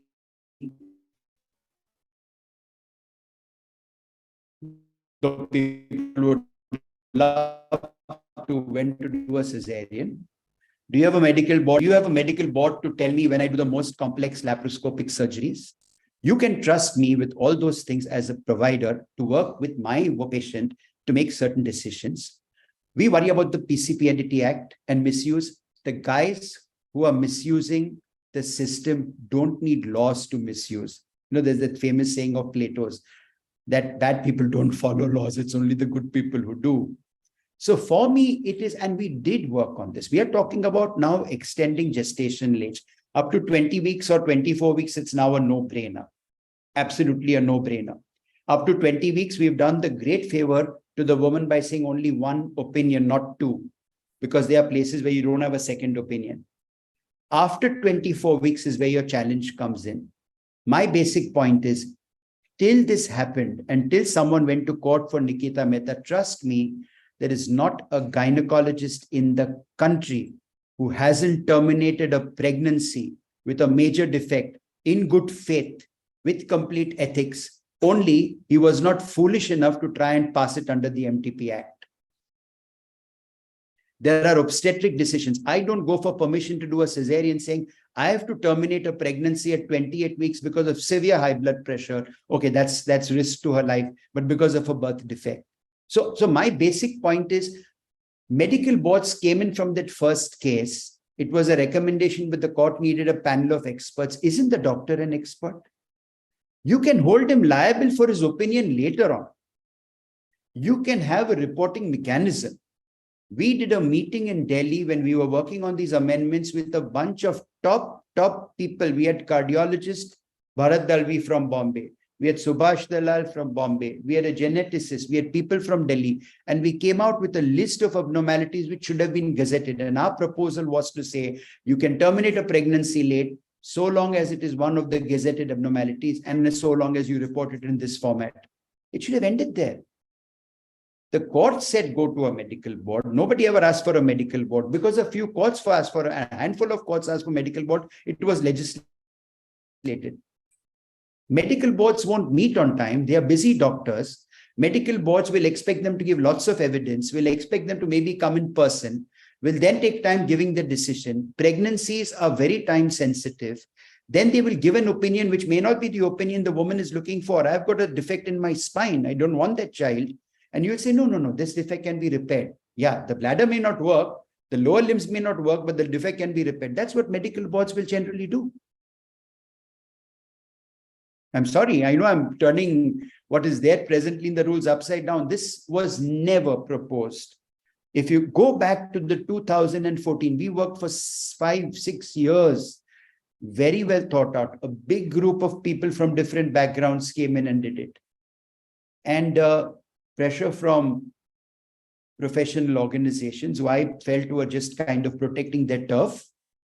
And finally, all that we've given is what they've asked for. We didn't give women what women actually deserve or wanted.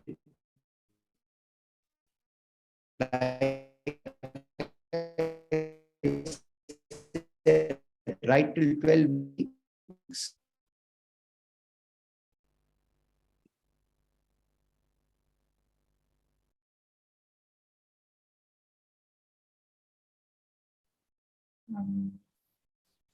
Thank you so much, sir, for addressing our queries as well. Thank you. Thank you for agreeing to take the session. It has been incredibly honored, otherwise. So thank you so much. We look forward to hearing from you again sometime in the future. Thank you so much. Thank you, Aparna. Thank you. I hope it was insightful enough. It was. And I think I'm speaking on everyone's behalf. Yeah. So I've always felt that as us, all of us, professionals, lawyers, whoever look after women, Anasuya Gupta said, too many women in too many countries speak the same language of silence. Let's speak for the women first. Let's leave all the other things at the door. Let's leave our personal opinions at the door. Let's leave our religious beliefs at the door when we're looking after women. We have to be their advocates, their champions, their caregivers, their legal aids, their co-conspirators. They need it. Women need it. Women haven't had this forever. And it's time we started speaking up for them because they're not speaking up for themselves.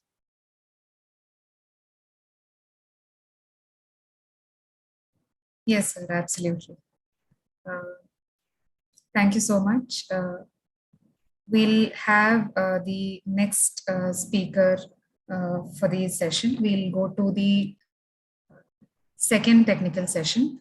Let me take this opportunity to invite Advocate Anupa Rastogi. Before she begins with her session, I'll just briefly introduce her. Anupa ma'am has been practicing as an advocate with more than 2 decades of experience in various courts in Mumbai. She has also an immense wealth of experience, having worked at the helm of leading organizations such as Human Rights Law Network, Center for Equity Studies, and HCL Technologies, where she was involved in research, advocacy, and policy making in constitutional and human rights issues. She's also been a part of the civil society representation before the Joint Parliamentary Committee debating on the POSH bill. She's represented clients before high courts and the Supreme Court on matters related to right to choice and sexual and reproductive rights and access, among many others.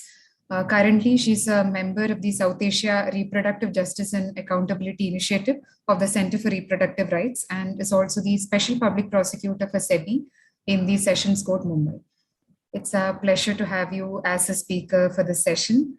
I hand over the session to you. Hi, thank you so much, Aparna, and thank you everyone who's listening in. We've switched to the virtual mode very. I think we've really taken it on very easily.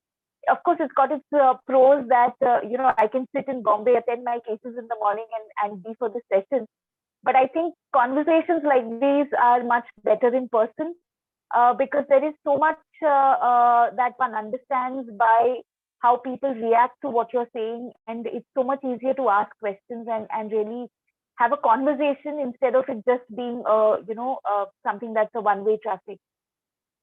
So I'm really so I had the opportunity, of course, of listening in to Dr. Shariar. Obviously, it's not the first time. We've been working on the issue of abortion together as well for quite some time now. And a lot of aspects he has already, sort of laid the foundation for. So let me just get on to some of the legal aspects. I'm presuming that everyone here knows the MTP Act and the provisions of the MTP Act. However, I'm just going to very quickly, give you like an overview. So it's a law which is an exception to the otherwise criminal aspect that the IPC provides. So in the IPC, there is a chapter from 312 to 318 IPC, which is within the larger chapter of offences against the body. And 312 to 318 specifically speak about causing miscarriage and disposal of the remains, etc. And it's in that, and there was a little reference to that by Dr. Shariar as well. It is in those provisions that we have section 312 specifically, which says that causing miscarriage of a woman who is pregnant and who's quick with child. It has different implications in terms of the kind of sentence that it attracts. And it's in 312, the explanation also says that if a woman does anything to cause herself to miscarry, then she is an accused as well, which is what Dr. Sheriar was talking about. That now in this day and age, when there is medical abortion pills available and there is a move towards self-medication as well. And we do know that it has been happening. Of course, it's under the radar. It's not getting reported, etc. So we don't know how many those numbers are, but we do know that it is taking place. It is in this provision, it may not have been used as much, but the fact that it exists on the statute book, it has a chilling effect. And it is to this chapter that the MTP Act is an exception. And it was enacted in 1971. There was a lot of background work that had happened to the enactment of the Medical Termination of Pregnancy Act. You need to remember that the MTP Act was as a result of a lot of the persons in the medical profession, because of the IPC being unsure of whether they can actually deal with incomplete abortions that come to them, women with incomplete abortions who have tried something and then has failed, or where it has resulted in more complications. And even just whether the simpler question of whether they can offer abortion or not. And also in the context of, the family planning at that point in time, there was so much emphasis on that. So the MTP is as a result of that. The MTP Act is not as a result of the women's movement. It's not something that the women's movement at that stage had fought for, and rightly so. I mean, there was, of course, it's still very much in existence. The number of dowry deaths that were taking place, and all of there were so many issues. Women were not able to step out of the house for work, all of that. There were so many more issues that were were at the forefront. And to then specifically talk about abortion, and frankly, I do want to say this, and I keep saying this, that it's really actually difficult to talk only about abortion in India, more so because if you look at it from the health access to health services perspective, it's not like everything else is available and only abortion is not available. A situation akin to, say, the US, where that it is specifically this particular service that there are concerns in providing. But in a country like India, where the status of the other health services, in any case, leave a lot to be desired. In that, to specifically focus on abortion also it's actually a disservice. Because are you saying then this is more important than the others? Are you saying that even if the other health facilities don't exist, this should exist? So the point I'm trying to make here is that the context for this country is very different. And we have to constantly be mindful of that when we're talking about access to abortion. And that's the reason why it appears to me that even when the MTP Act came through, it was as a push from the medical fraternity, and not so much or not at all from the women's rights movement, from the feminist movement. And that is why you will find that the MTP Act is provider-centric. It keeps the medical service provider at the center of it. It does not keep the pregnant person at the center of it. And thankfully for us, it does not keep the fetus at the center of it. It keeps the person who's providing the service at the center. And it is from that point of view that the law has been enacted to ensure that the provisioning is there, that there is a good faith clause, that the kind of qualification that is required, the kind of service that is required, the kind of access to facilities that is required is all from that point of view in this law. And that's the reason why the law is not a right. Abortion is not a right in this country. It is legal in certain circumstances, and it is based on medical opinion.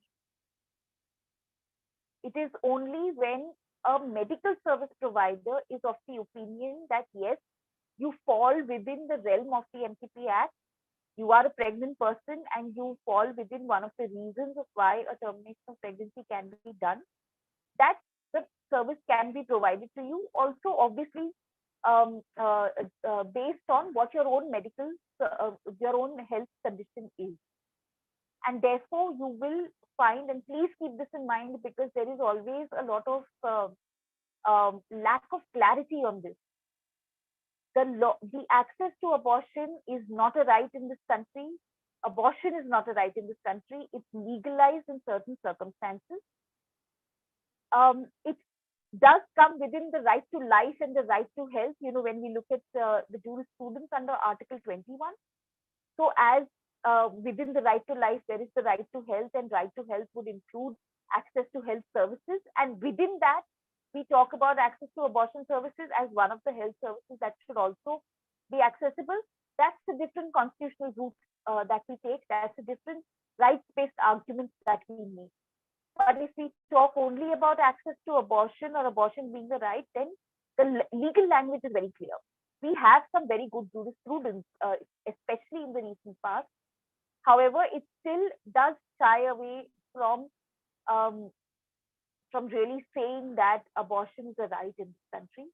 Also, because as Dr. Sheriar also pointed out, that the context of criminality still exists. So, in that context, if for anything you fall out of the four corners that the MPP Act provides, then you are in the context of criminality. So, what does the MPP Act say? The MPP Act says the who can provide, the where can MPP be done, the why or for what reason, and these are the three questions, and the when. You know, so what is the gestational age of the fetus at which a certain termination of pregnancy can be done, at the opinion of one doctor, at the opinion of two doctors, at the opinion of a medical board. The when, the why is the reasons where the pregnancy is continuation of the pregnancy will cause mental or physical harm to the pregnant woman. The law uses the word woman. We have a recent judgment of September of 2022 of Justice Chandrachud from the Supreme Court, which says that even though the law uses the term woman, we will mean it to mean a person, because the capacity to become pregnant is not limited only to a cis woman, and therefore access to abortion should not be limited only to cis women. And so even though the law, which was again recently amended in 2021, there was a lot of work that we had put in to ensure that the amendments are also in tandem with the other existing laws, like the disability rights, like the trans persons laws, and that the conflations with POCSO, with the Drugs and Cosmetics Act, with the PCP and DT get ironed out. However, unfortunately, that didn't happen, and the amendments which were passed by the Lok Sabha in 2020, were passed as is with very, very minor changes by the Rajya Sabha in 2021, and it received presidential assent. So therefore, we have the amended MPP Act, which was amended so recently. But unfortunately, when we look at it, especially from a legal point of view, from the point of view of the fact that this law is now 52 years old and has been amended only twice in 52 years, and it has taken that long to actually have the second set of amendments come in. And despite that, the amendments were not in line with the other laws, with the judgments of the Supreme Court, for example, the rights to privacy judgment, and with our own international commitments and obligations. It also goes on to say that sometimes the lawmaking work also happens in silos, and it's really sad that we don't, either there's no opportunity or there's no inclination to check with the other, with the other groups, with the other stakeholders who will get impacted, who are impacted, who may get impacted by a particular amendment. It's quite unfortunate that the amendments have taken place in that manner. So that's what the law says. However, I do want to point out a little bit about about what has been happening in the past, say, 5 to 6 years, from 2016 actually. From 2016, we find that suddenly there was a whole spate of cases where the petitioner was seeking permission for termination of the pregnancy, either of the petitioner itself or as a guardian for a minor pregnant person. And in 2016, we saw that there were 21 such cases which were filed in the Supreme Court. So it almost was like there was a case coming every week before the Supreme Court, where the petitioner was asking for permission for termination. At that time, because the law had sort of a cutoff of 20 weeks, so these were pregnancies which were beyond the 20-week gestational age. And in each case was being decided on its own merit. Unfortunately, it's and I mean, I keep repeating this. I never get tired of saying this, but that it's very unfortunate that cases were filed in court for whatever reason, but cases were filed in court because there was a confusion in the interpretation of the law. Cases were not being filed because access to medical services was not there. However, the Supreme Court reacted by appointing medical boards, by setting up medical boards in AIIMS and in other major hospitals, wherever the petitioner was located, and asked for the opinion of the medical board in each case. And based on the opinion of the medical board, either gave permission for termination or refused permission for termination. Refusals were very, very few, but they were there. So it's while one, like I said, while one had approached the court for clarification on the law, what was given was a decision on each case, without really acknowledging that if there is a case coming every week, there is obviously some concern in the law, and maybe we need to settle the interpretation of the law. And when the 22nd case came, the Supreme Court said that we can't be doing this every week, and obviously these cases are extremely time sensitive. So you have to drop everything else, and these cases are given priority. So when the 22nd case came, the Supreme Court said that please start going to your high courts. Why are you not approaching your high courts? You can file these writ petitions before the high court. So after that, we saw a whole spate of cases being filed in different high courts.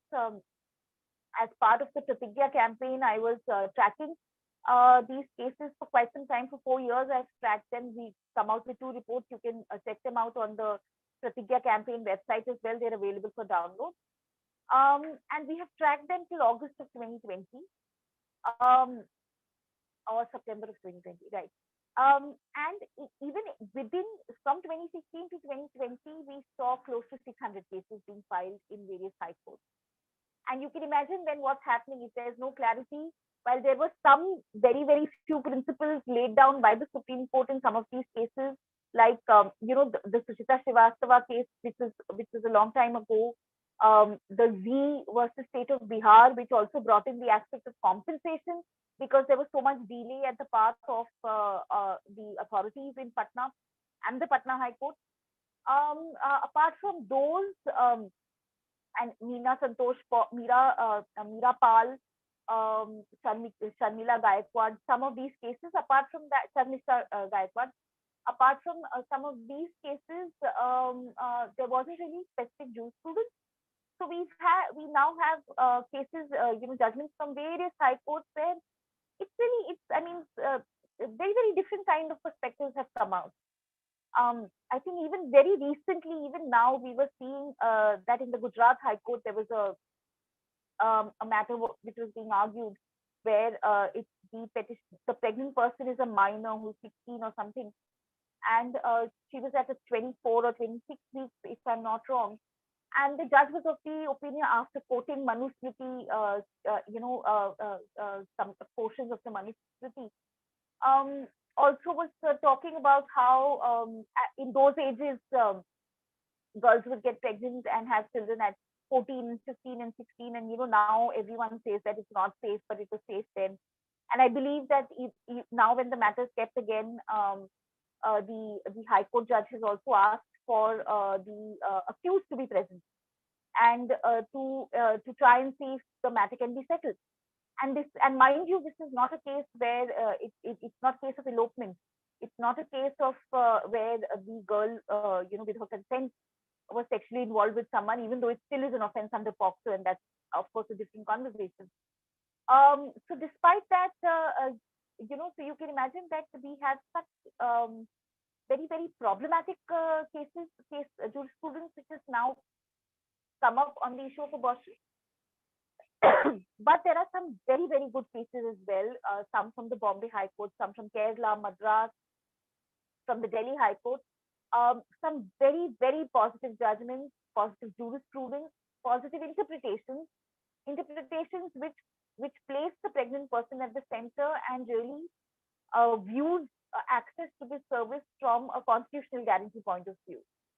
So some of those judgments, like the Bombay High Court suo motu court on its own motion, Sheikh Aisha Khatun, the Madras High Court, I don't remember the judgment exactly, but it's the one which in fact was questioning why do people have to keep coming to court when the law even then, according to the court, gave space. Because there is an exception in the law which says that if it's immediately necessary to save the life of the pregnant woman, even one doctor can terminate the pregnancy. And this interpretation of what is immediately necessary to save the life is something that the law doesn't provide, and rightly so, because it is really something that will differ from case to case, and that is how it should be. The fact that the MPP Act is vague is because it is giving a guidance or a direction to the medical service provider of what you should be looking for when you are speaking to a patient who's seeking a termination of pregnancy. And so that's why it says that when you are looking at the continuation of pregnancy impacting the mental health of the pregnant person, you look at the reasonable and foreseeable future of that pregnant person and the environment, and how the continuation of the pregnancy will impact this person's mental health. And that's, so there has been a move to get the MPP Act to get specific. But from my point of view, my understanding, I think that would really make it really, really very difficult. In any case, we have now all of these judgments which say do this, do that, don't do this, don't do that, and all of that. Even when we were tracking some of these cases, like I said, we tracked close to 600 cases. We even had cases where the pregnancy was at 8 weeks, the pregnancy was at 12 weeks, way below the 20-week limit that the previous law provided. But even then, high court petitions were filed, writ petitions were filed, and permissions were sought. And now the understanding is that if you don't get permission from court, you cannot terminate a pregnancy, which is completely incorrect. But you see what happens. For a moment, you think there have been 600 cases on this issue. And then on the other hand, you think that it's only 600 people who were actually able to access the higher court and seek permission. And we really don't know how many were not able to do it, how many continued with the pregnancy, how many chose to go the unsafe, illegal way. And we really don't know what the consequences of those decisions would have been on those pregnant persons. And I think a lot is really, it really tells us how much benefit a law can bring, and similarly how much of a roadblock a law can be. So just imagine, we have a situation where it is criminalized, causing miscarriage, which is equal to abortion, is criminalized not only for the person who is causing the miscarriage, but also if the woman is consenting to it, or if the woman is doing anything to cause herself to miscarry. So imagine if there was no criminalization of causing, of abortion. Then in that situation, would we really need a law like MPP Act? Would we need it in some other form? Would it suffice if it was just guidelines, like we have guidelines for everything else? We don't have a law on childbirth. There is nothing telling us that if a woman is in labor and she's about to give birth, apart of course from medical literature, I'm talking from the legal point of view, there's nothing telling us that, oh, it needs, if you're going to shift the decision from it being a natural birth to a cesarean, you need 2, 4, 5, 10 doctors to sign off, or you need a medical board to sign off, etc. There are guidelines to that effect. And which is what now, I'm beginning to think that probably the fact that we have an MTP Act and considering that it's there because it's an exception to the criminalization, maybe what we really need to focus is on that criminalization and really look at, really imagine. And, of course, it needs a lot of deliberation, because at least we have the MTP Act. I mean, when Roe v. Wade was upturned, we were in a situation where we were like, okay, thank God, we at least have this. It is legalized in some certain circumstances. Yes, it's not a right, but at least it's there. So it really needs a lot of imagining, a lot of envisioning, a lot of thinking of how should this really be navigated. But the fact remains that it is time that we do think about and we do take action on the fact that even after so many decades of we having our constitution, abortion is still criminalized and is legal only in certain circumstances and is not a right and is completely provider centric and based on the decision of someone else. There was a question on medical boards, and that's completely third party authorization. I mean, in any case, you have now taken the decision from it being my decision informed by my provider to it being the decision of the provider. And now you have brought in a whole set of people who will decide for me. It's one thing to say that that various opinions will be required for a particular case based on that person's health history. That's one thing to say. But for this to become the norm, the law, and in the amendments, the medical boards, which were otherwise only something that the Supreme Court had created, have found way in the law, and that is it is extremely worrying because now that we have okayed third party authorization completely, and I think we really need to also think about that. And the last thing that I do want to talk about is about the conflation.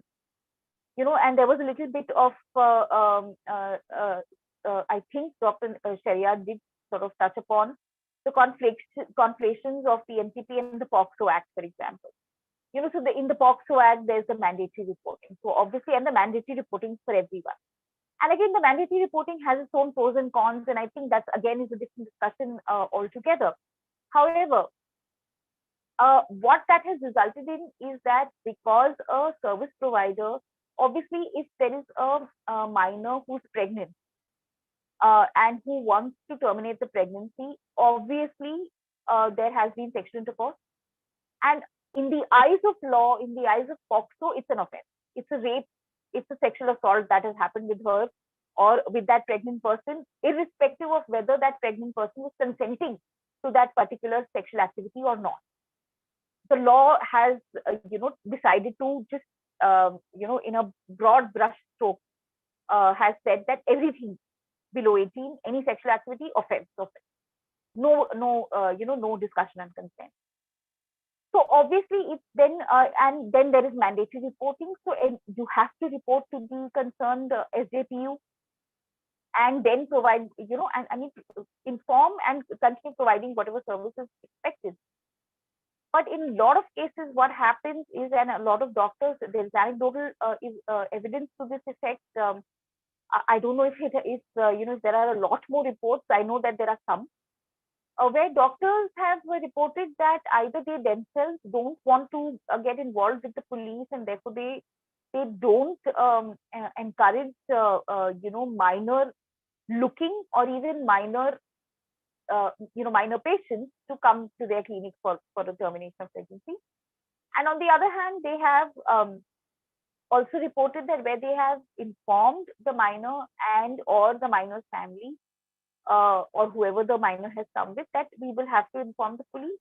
They have found that that the patient just sort of goes missing then, runs away from the clinic, from the center, from the hospital, and then one doesn't know what really happened. One doesn't know whether there was access to abortion or not. Was it safe? Was it legal? What about follow-up? What about counseling? What about a follow-up checkup? Whether if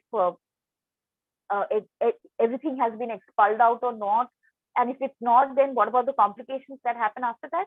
Everything has now is now under the carpet. Why? Because we have taken away the choice to initiate a criminal action from the person on whom the offense has occurred. We all know there is something or the other has happened with each one of us. Whether it's whether it's theft, whether it's robbery, whether it's eve-teasing, whether it's anything. It's not every time that we decide to go ahead and lodge a complaint with the police. But in the case of a minor, we have completely taken that away. That capacity to take that decision either today or tomorrow or the day after, we have taken that away from the minor and the minor's people around the minor who are who will assist the minor in reaching a decision.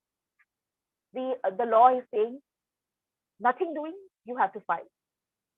So we do not recognize the consent, and we have taken away this capacity to decide what you want to do because of something that has happened to you. And how that impacts abortion is that because access, like I said, is a concern, and the NTP Act has made confidentiality, in fact, a specific provision in the law after the amendment. Otherwise, it was something that was part of the regulation. Where in the regulations it was said that when you are sharing for the center, when you're sharing the details of abortions that have or NTPs that have taken place in your center, you will send those details in a envelope that's marked secret.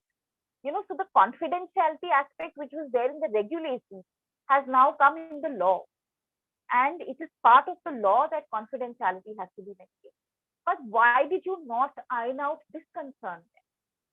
So the ironing out to some extent was done by the Supreme Court, like the judgment that I was talking about, September 2022. However, how is that playing out? We still don't know. Because the Supreme Court said fine, there's mandatory reporting, and fine, there's the MTP Act. What I'm going to tell you is that as a service provider under the MTP Act, what you will do, if the minor and or the guardian is giving you a request in writing that please maintain confidentiality and don't inform the police of my identity, then you will still do the mandatory reporting. Obviously, you will provide the service as well. You will do the mandatory reporting, and you will tell the police that yes, there was a 16-year-old or a 17-year-old who wanted a service. We provided the service. However, that person has wanted to maintain confidentiality. I have that in writing. I'm letting you know. Now you do what you want. How this will actually play out, we don't.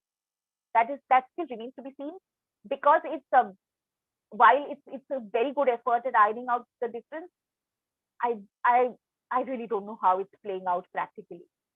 But that conflation, so in every sense, that conflation still very much exists, because we don't know whether by showing this judgment, the service provider can be considered to be off the hook simply because by showing the judgment, or does that person have to face trial, and then during its discharge application, in criminal law, argue that there is a judgment and I have followed it, and etc.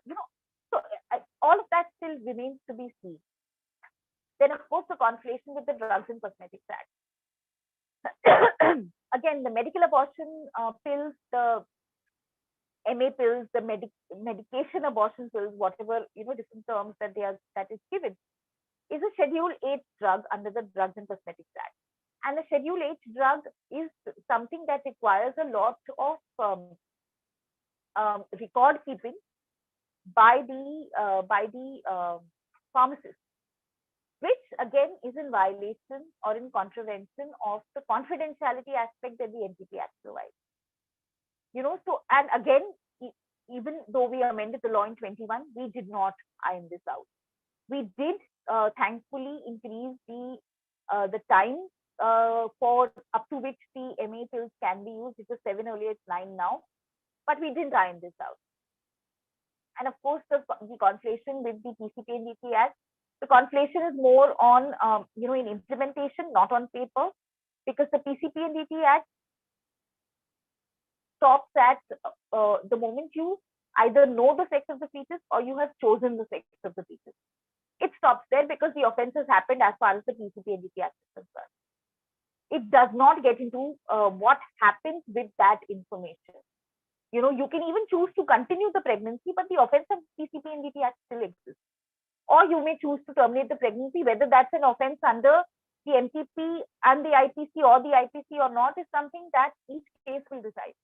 Because I might be knowing the sex of the fetus, but it might also be a pregnancy which is as a result of contraceptive failure that I was using. And if I'm within the 20-week limit, I am well within my right, in a sense, to approach a medical service provider registered under the MTP Act at a registered place and seek termination of pregnancy. And if the service provider terminates the pregnancy, there is no violation of the MTP Act. The fact that I had the knowledge of the sex of the fetus is an offense that is in any case happened, even if I continue the pregnancy. But the conflation happens in the practice, because what you start doing is you start tracking the pregnancy. Why? Because what do you want? You want the birth to happen. If you look at it like that. So I would say, for example, if you want to make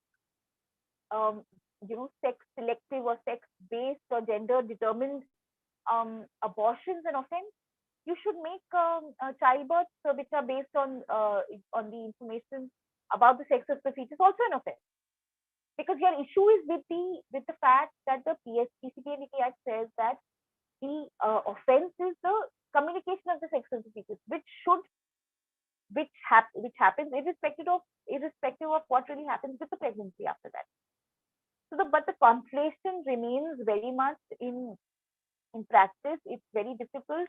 The PCP and DT Act asks for a lot of record keeping to be done, which becomes a concern for service providers to the point where they start refusing.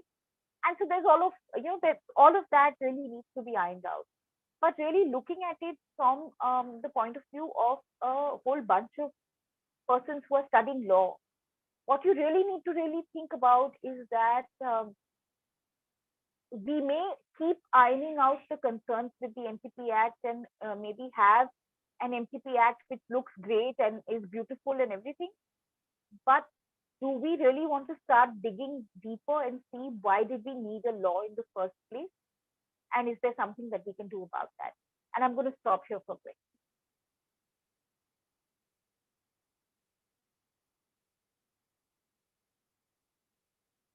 Thank you, ma'am. There's already one question which has come up for you. I'll just read it out. So the question is whether contraceptive failure will have to be proved, and if it doesn't, will it still be a ground to abort? So, there's, the MTP Act doesn't say anything like that. See, because, then it has just become very, very ridiculous. For example, imagine if the contraceptive that you were using was a condom and the condom ruptured, are you going to be expected to carry that condom with you? Obviously not. So it is really what you will come and say that, yes, there was a contraceptive that I used. Your contraceptive could also be your own, rhythm, your cycle that you follow. That and that it got messed up and therefore you landed up with a pregnancy. It's not, and thankfully so, it's not saying what contraceptive method, that you have to prove it, that you have to give evidence. No. It is, you will take my word for it. You will take my word for the fact that, yes, I had sexual intercourse and there was a contraception that I was using, whatever that was, and it failed, and I did not want to get pregnant, but I have gotten pregnant and I do not want to get pregnant now. That's all. it doesn't require any of it.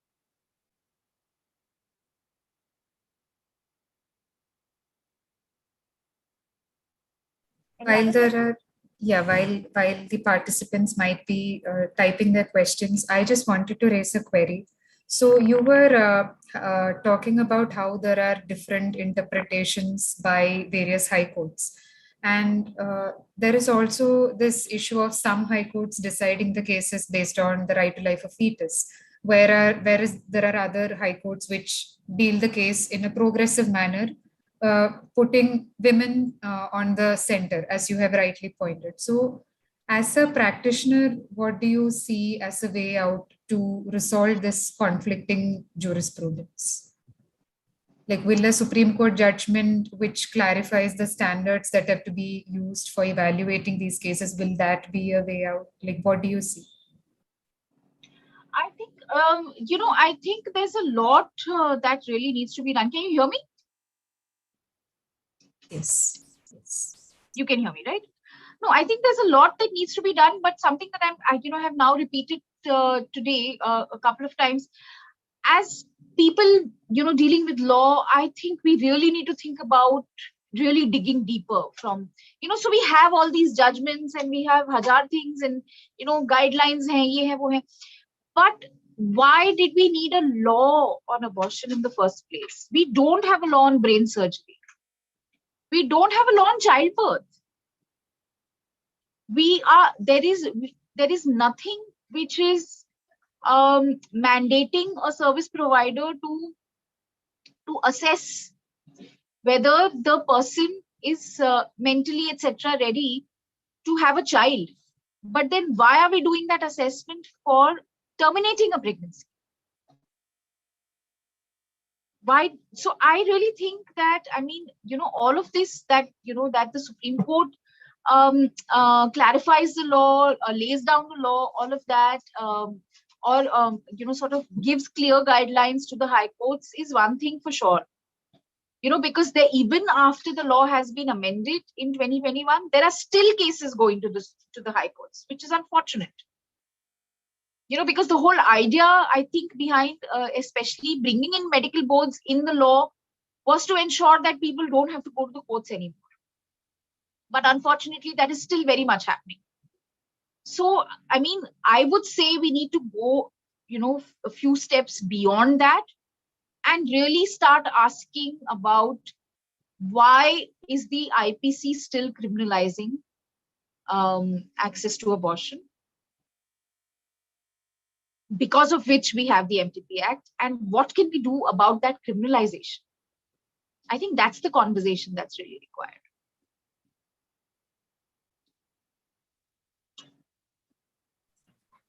Thank you, ma'am. I don't see any further questions. I request the participants to put their questions into the chat boxes if they have any further.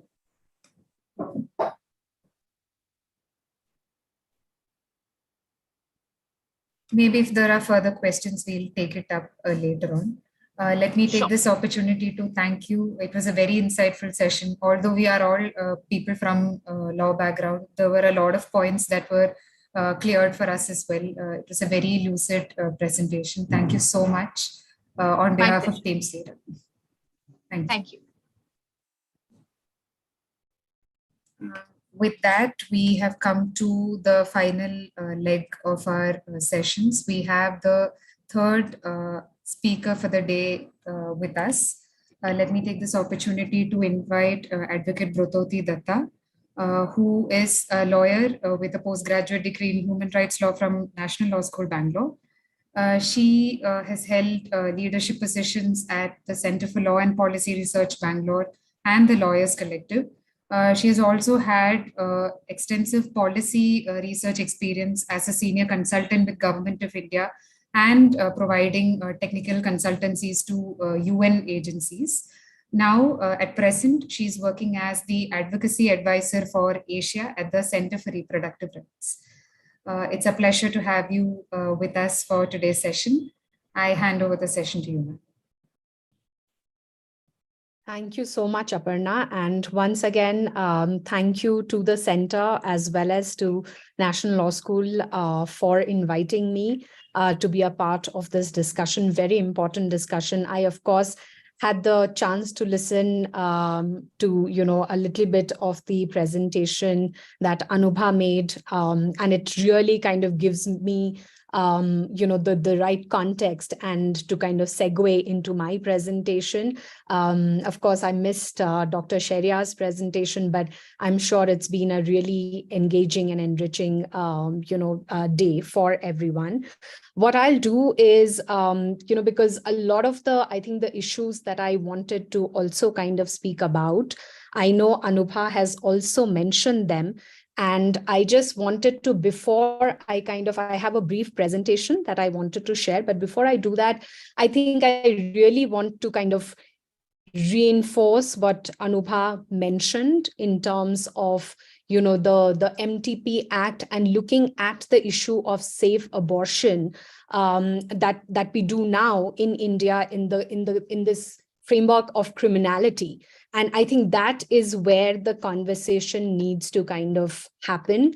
And to understand that it is because of this overarching framework of criminality that the MTP Act and the, access to safe abortion generally is kind of, trying to navigate in different ways, with the courts, with, other, functionaries. That is what is causing a lot of the, the conflations and the access issues on the ground that we are witnessing. And I just wanted to highlight some of these issues during my presentation today. So I'll just quickly share the presentation that I have for you. Aparna, if you could just let me know if you are able to view it. Yes, it's visible. Okay, great. So what I'll do is, during my brief presentation today, I will refer to the context, but very, briefly, because I think Anubha has covered it to a large extent. I will also kind of talk about how India's abortion law kind of figures in the global context, because it's also important for us to understand how far we have come and what more needs to be done, especially with what, how Anubha concluded in terms of looking at the IPC provisions, generally, and looking at that and seeing how we want to kind of take forward the discussion on safe abortion, access to safe abortion in India. I will also briefly touch upon some international standards relating to safe abortion. And then I will quickly go through some of the key issues and provisions in the law, highlighting, some of the concerns that have been raised and how that kind of relates to experiences from the ground. And then finally, I'll just leave you with some brief thoughts on the role of state and legal institutions. So very quickly, in terms of the context, as we all know, and I think it's been kind of discussed, and we know this from our engagement with the MTP Act. The MTP Act was enacted in 1971 to really provide an exception to the Indian Penal Code, the provisions which criminalized causing miscarriage, except to save the woman's life. And of course, this covers, these provisions covered both pregnant women as well as medical providers. So it was really critical at this juncture to kind of introduce the MTP Act to provide an exception. And also, I know Anubha has mentioned also to kind of, I also wanted to reiterate the fact that it is really, the MTP Act does not center the pregnant woman, but it centers the medical provider, because it works as an exception to the provisions which criminalize, causing miscarriage or providing abortion services. So the reform process in terms of the 2021 amendments really began in 2014, and it also kind of was a response to demands both from the medical community as well as national advocates. But despite the fact that we have been talking about whether the MTP Act is at all necessary in a context where the IPC provisions criminalizing,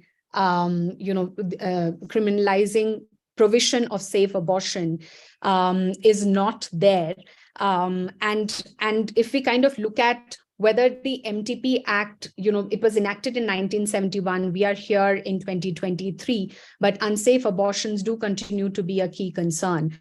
And, if you look at some of the statistics, we see that unsafe abortions, for instance, account for 9 to 20% of all maternal deaths. And this just, if we kind of put this in the context of the fact that this is despite having this law on our books for the last, so many years, 50 plus years, there is probably a need to now engage with this conversation on decriminalizing abortions, access to safe abortion, so that, because what we have seen is that criminalizing and penalizing access to safe abortions or provision of abortions and demand for abortions doesn't really kind of lead to addressing unsafe abortions, and it doesn't really make abortions safe and accessible to all. So I think that's the context in which we have to kind of view. And if we then kind of go on to look at what some of the other countries have done globally and what the international standards say, I think that kind of clearly comes out as an issue that we need to engage with. So just quickly looking at India's abortion law in the global context, and this is of course this is a tool, it's a live tool that the Center for Reproductive Rights uses. It's called the World Abortion Laws Map, and it is available. It is a live tool, so it kind of gives you information about any changes globally that happens in the context of provision of safe abortion, laws and policies, changes in laws and policies, and how it kind of, if you look at India, India is coded green or teal, depending on how your screens are showing this to you, and these are classified as the ones in red are where countries where abortion access is completely prohibited. The one in orange is where abortion is permitted to the limited extent of saving the woman's life, which is what it would have been in India had it not been, of course, for the MTP Act. The yellow ones are the countries where abortion is allowed to preserve health of the woman. And then there are generally what we classify as broad social or economic grounds, which is where India kind of falls, given the fact that, and then the final category is the category where the countries have legalized abortion, or where abortion access is available on request by the pregnant woman. Of course, the gestational limits vary, and I'm going to talk about some of these countries, for instance, Argentina, etc., where the gestational limits vary, but there is on request abortion access that is available. So, so then I just wanted to kind of share this with you. And as you can see, India does kind of figure in the more liberal end of the laws globally. And I will just again take you to the next slide, which where I will dig a little deeper into some of the other regions and how these regions compare to where we are in India in terms of our abortion laws. So globally, there is a trend towards liberalization of abortion laws and policy. This is, of course, notwithstanding the United States and the position in the United States. In fact, United States is actually currently one of the, the 4 countries globally which have actually regressed over the last few years in terms of abortion access. So the US really is a global outlier with its decision in Dobbs versus Jackson Women's Health Clinic. And also, if we look at, some of the, in terms of just to also kind of contextualize this, almost 90% of abortions in countries with which have liberal abortion laws are actually safe abortions or are considered safe abortions, in contrast with I think about only 25% of abortions in countries where abortion is banned or is severely restricted. So clearly, there is enough data in terms of, enough data from the laws and policies globally to show that where there are liberal laws and policies, abortion is safe, and where the laws and policies are restrictive or where it is completely prohibited, abortions, of course, get underground and therefore are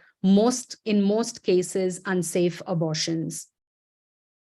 And then if we look at some of the regional variations in terms of global trends, we see over the last 10 years or even less than 10 years, what we have witnessed is a kind of move towards increasing liberalization across all regions, especially in Latin America. I think a lot of us have kind of heard about and engaged with what is referred to as the green wave in Latin America, calling for liberal and leading to law reform, a movement that has kind of built and which is led by the civil society feminist groups, which are kind of have come together to ask for liberalization of abortion laws, but also access to sexual and reproductive health rights in general. So what we have seen is over the last few years, Argentina, Mexico, Colombia, for example, have liberalized their abortion laws. In Argentina, abortion is legal within the gestational limits of 14 weeks. And when I say legal, I mean it is legal as well as available on demand. So the pregnant woman can actually just, walk in and ask for abortion until that gestational limit. In Colombia, abortion is legal on demand, again, up to 24 weeks of gestation. So what we have seen, and also in all of these countries, it is actually the courts, constitutional courts, who have kind of driven much of this, the move towards liberalization of laws. And for example, in Colombia, the courts have actually held that safe, legal, and free abortion is a constitutional right.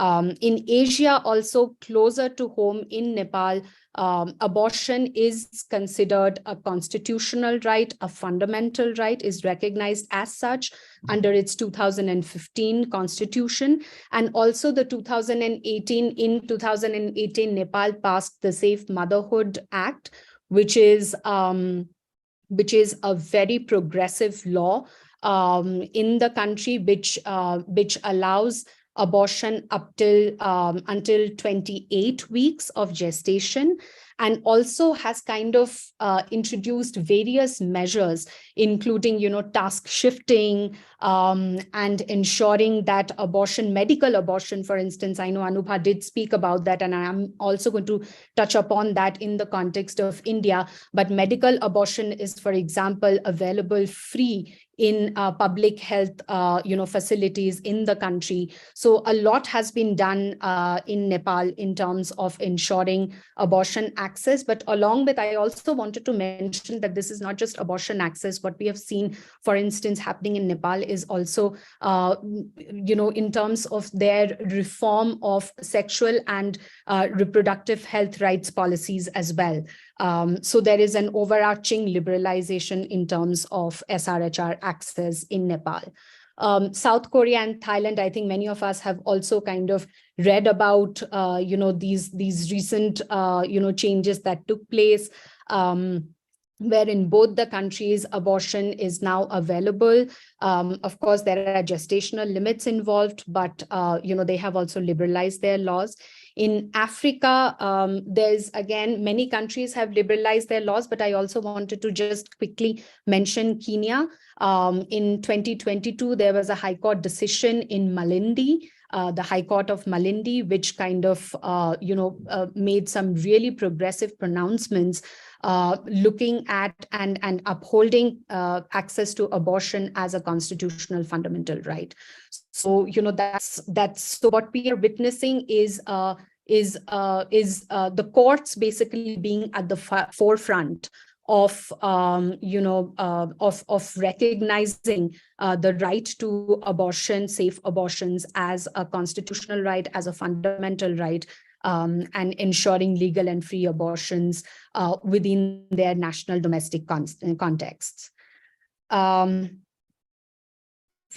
again, just to very quickly kind of also on the right, the image that you see is what we refer to as 25 years of accelerated progress. So this is basically progress that we have kind of captured in a data sheet. This is also a Center for Reproductive Rights resource. But what we have done is to kind of analyze, how far countries have come since the ICPD in 1994, and the International Conference on Population Development, and how far they have come then. So this is also a tool that is available on the website for you to check if you would like to.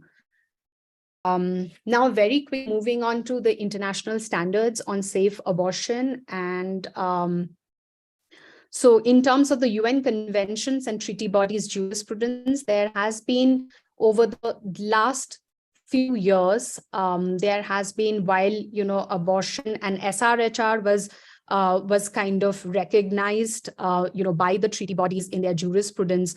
Over the last many years, this has been reiterated, expanded upon by the treaty bodies. So for instance, I'll give you just a few examples.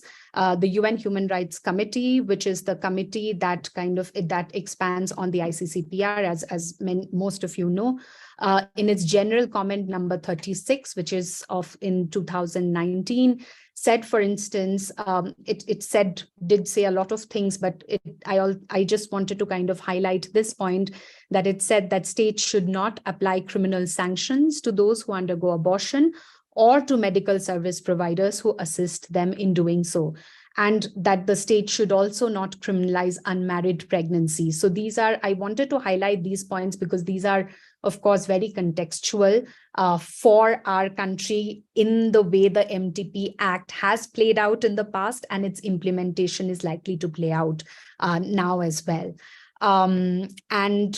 And of course, the UN CEDAW committee has also similarly highlighted the fact that criminalizing abortions forces women and girls to seek unsafe abortions. They have referred to the fact that it threatens their dignity and denies them full enjoyment of sexual and reproductive health. The UN CEDAW committee has also highlighted the fact that criminalization of abortion has the most impact, the most discriminatory impact on women and girls from marginalized backgrounds. So that's also very important to kind of understand in our context as well. And this is something I'm sure has kind of come up in the earlier presentations, but I will also be briefly touching upon them. And then, of course, the HRC in its general comment 36, the CEDAW committee in its general recommendation 24, as well as the CESCR in its general comment of 2022, they have all mentioned that abortion must be available, accessible, affordable, acceptable, and of good quality. So it is not enough to have abortion legal until whatever gestational limits that the country might prescribe, but access to abortion must also be available, affordable, acceptable, and of good quality.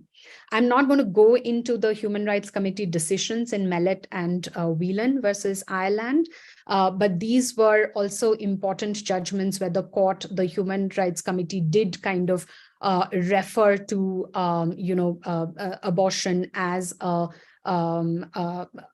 human right in different contexts, and made the state accountable to ensure that women in their in Ireland. So this was against the state party was Ireland.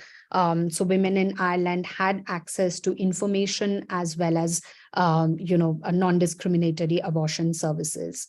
The WHO guidance of 2022 does also call for full decriminalization of abortions, or the need for such. And what is also critical about the WHO guidance is the fact that the WHO guidance for the first time also has a very clear and a distinct section on the human rights framework, and how that also needs to kind of guide discussions around safe abortion access. I'm not going to go into it. I'm aware of the time limitations, but maybe if you are interested, we can kind of I can share some resources later on.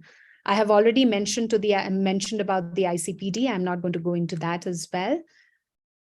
Okay, then coming on to safe abortions in India, some key issues that I wanted to highlight. I know some of these issues have already been mentioned by Anubha.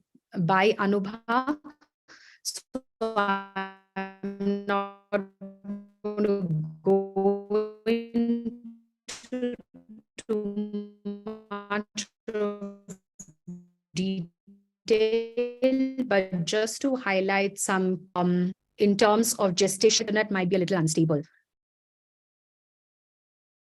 Yes, we can hear you now. It was unstable a little bit.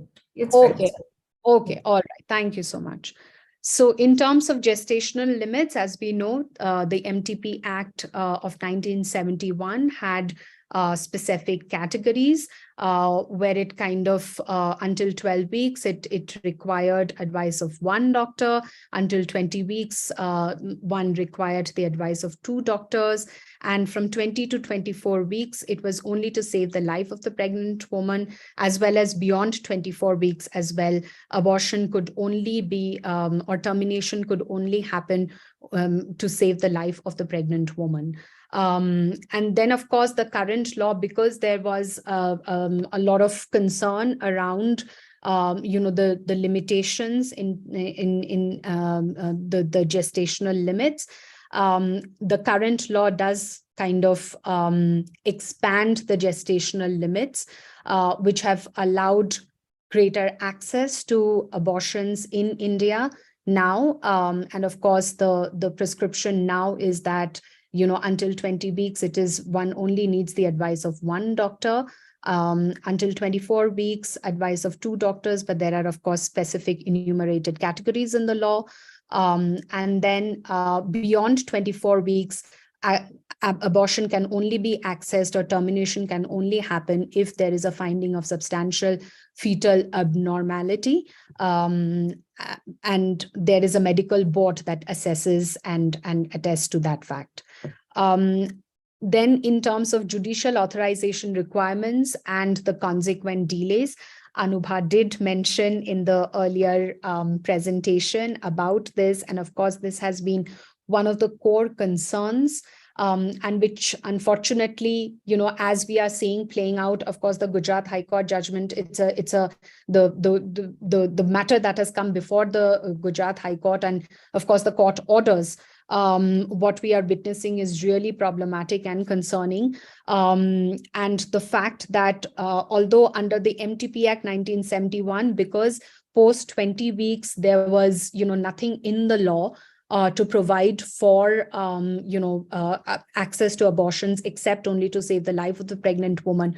What was happening was cases were going to the courts, and by default, also given the fact that there was already so much of fear, amongst the medical community, given the fact, like I mentioned, MTP was working within the framework. MTP does kind of work within the framework of criminality under the Indian Penal Code.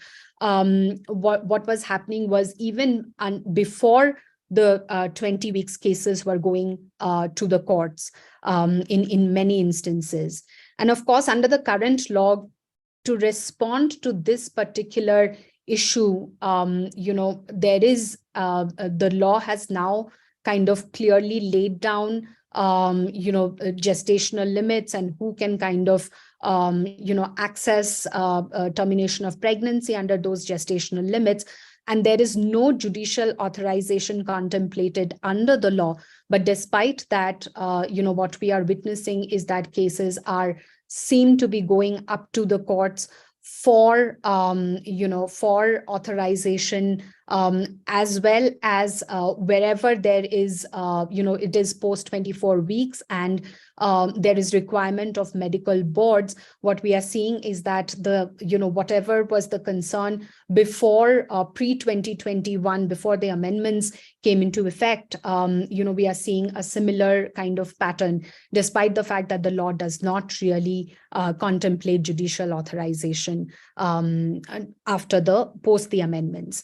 Now, in terms of recognition of vulnerable groups, in the earlier law, there was a provision around, when there was a victim survivor of rape, and how it was to be construed, and termination provided.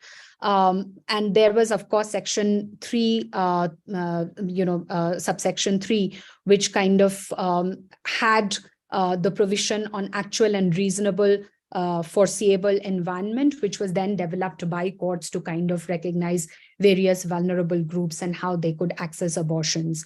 But of course, under the current law, this, section 3, subclause 2, and Rule 3B of the MTP amendment rules now have introduced 5 categories, which have now further been expanded by the Supreme Court of India Justice Chandrachud's judgment in X versus Principal Secretary, the September 2022 judgment, where the court kind of has expanded on it and has also kind of reiterated that there is no distinction for the purposes of the MTP Act. There's no distinction between married and unmarried, pregnant women. And of course, I kind of say pregnant women because this is the current framework of the law, but also recognizing that, that we need to kind of move beyond this binary and look at, pregnant persons in terms of our language and our everyday language as well, and not just in the law. But of course, now the law has these expanded on these 5 categories, which includes, sexual assault, rape survivors, minors, women for whom there has been a change in circumstances. So under the law, the specific reference in terms of who these women are for whom there has been a change in circumstances, the law refers to widows and divorces, but now because of the Supreme Court judgment, the 2022 judgment, this also now includes unmarried women. Women with physical disabilities and women with mental illness, women in humanitarian settings, disaster or emergency situations, as maybe, as is declared by the government. And then, so these are some of the categories that the law kind of provides, now lays down, which also kind of brings me to the point that, there is then therefore, in terms of judicial requirement of judicial authorization, there is already the law kind of envisaged that and has kind of tried to make it a little more specific.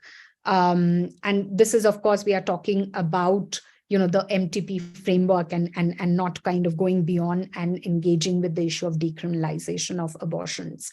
And then in terms of medical methods of abortion, the availability and use of MA pills, until, so the earlier law, the 1971 law, only had, access to medical methods of abortion until 7 weeks.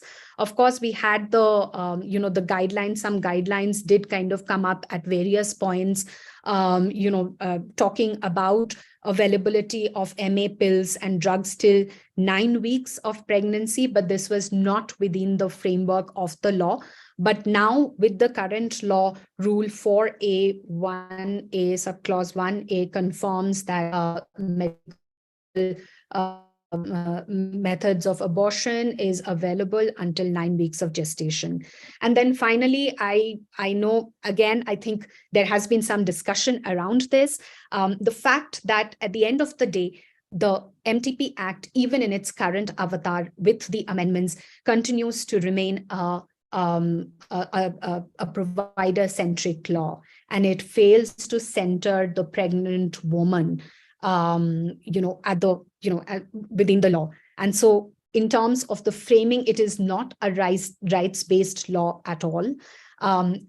As long as a law continues to be an exception to the penal code, it cannot provide a rights framing.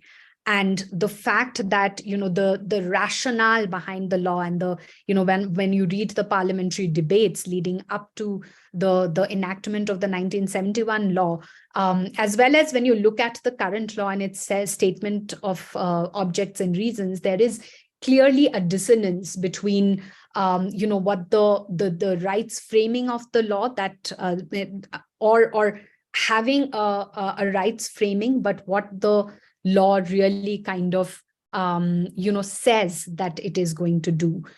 And of course, the other point that I wanted to mention is the fact that the current law in its current avatar continues to be based on a eugenics rationale.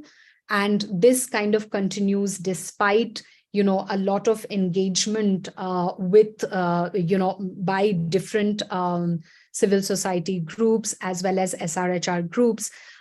This eugenics rationale continues to remain at the very heart of the law. And this is, I think, most clearly shown by the fact that post 24 weeks, one can only access abortions, or there is no limit to accessing abortions except when it is to save the life of the woman, is if there is substantial fetal abnormality. And of course, we also need to kind of engage with the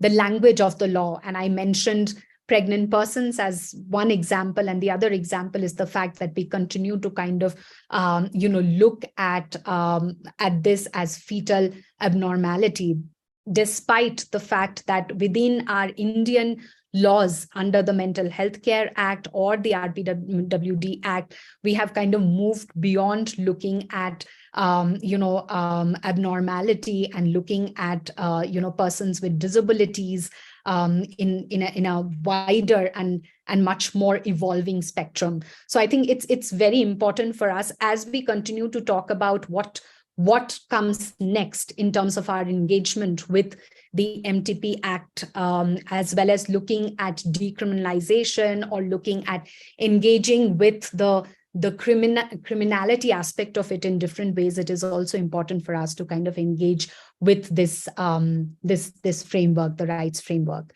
as well as the language of the law.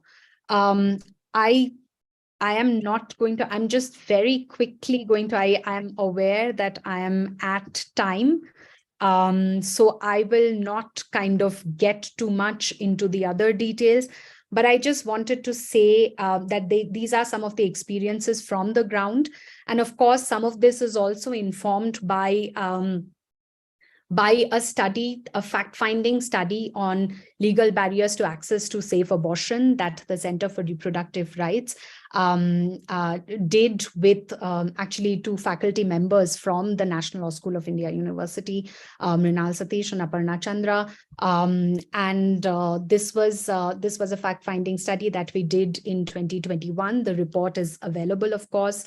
But some of the things that we found really kind of confirms the fact that, for instance, judicial or third-party authorization requirements continue to be problematic. And, for instance, in cases of minors, I just wanted to mention the fact that in addition to judicial authorization, there's also like a third-party authorization, given the fact that, the minors kind of there is the framework of the POCSO as well as the Juvenile Justice Act framework. So there was this authorization from CWCs, which were also asked for, despite the fact that the MTP Act and the POCSO Act do not envisage such a role for the CWCs at all.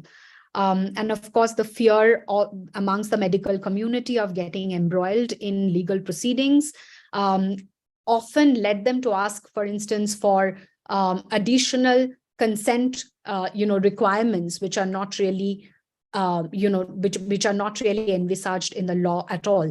So, for instance, spousal consent was sought. Although it is not under the law, of course, there have been some problematic jurisprudence that have come out in the past, looking at abortion as a ground for cruelty, but not under the MTP Act specifically. But this has led to denial of safe abortion many times. In terms of over-regulation of MA drugs and conflation with PCP and DT enforcement, again, I think Anuba did kind of go into this, but I just also wanted to reiterate that in our study also record keeping and, multiple requirements and over-regulation of MA drugs, including, search and seizure, etc., has kind of come up as a really problematic, issue. And the fact that then again, mandatory reporting, I know this has also been discussed, I will not go into this, but there were, for us, I think there were two contrasting cases that came up from Tamil Nadu that were reported from Tamil Nadu that kind of really, for me, what stood out was the fact that, the intention was to kind of ensure that intention of POCSO is to ensure that child, to protect children against child sexual abuse. And in one case, this was a case where it was, the minor girl came with her mother to seek termination, and and of course, because of mandatory reporting requirements, they were not able to. They kind of went back, and they were so afraid that they didn't want to immediately report, and they went back and didn't really come back to the medical practitioner. Who was kind of talking, to us. And but what was interesting in this case was in this case the abuser, which one kind of found out later, was the father of the minor. And there, in contrast, there was another case where the minor was in a consensual relationship, and of course she didn't want to report her partner, and again the result was the same, the fact that she didn't come back for termination of pregnancy and much needed service. And what possibly one could kind of gauge what might have ended up happening was that they might have gone and accessed unsafe abortion services from somewhere. But at the end, the result was the same, the fact that it led to denial of SRHR services for both the minors in these very contrasting cases. I'll stop there, and I will just kind of leave this in terms of some of the roles of state and legal institutions. Of course, the Act itself kind of envisages a detailed role in some cases, including for medical boards. But I think what we need to kind of talk about is how do we advocate with state and legal institutions to ensure that the pregnant person is centered in their work around the MTP Act. So I just wanted to kind of highlight some of these points, and I will stop there. Thank you so much. Over to you, Aparna. Thank you, Prabhuti. It was a very insightful session. We didn't have this much of an international perspective before, so it did really help all of us. There's one question which I believe is for you. So if you can see in the chat box, maybe I can read it for you if you're not able to see it. So the question is about why, even though there are a lot of amendments to MTP Act, there is no explicit pronouncement of a woman's right to autonomy or a woman's right to decide. Like, what is stopping us from reaching there?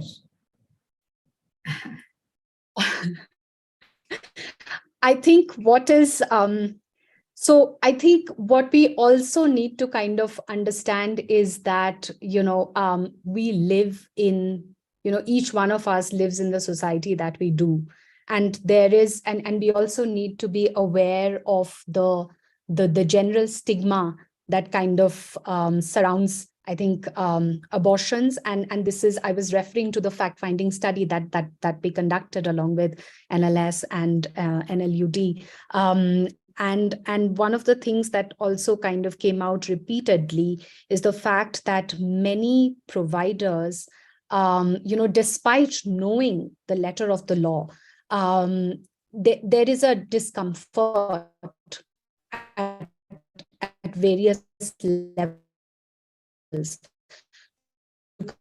kind of, and which kind of comes out, let's say, in cases of unmarried women accessing,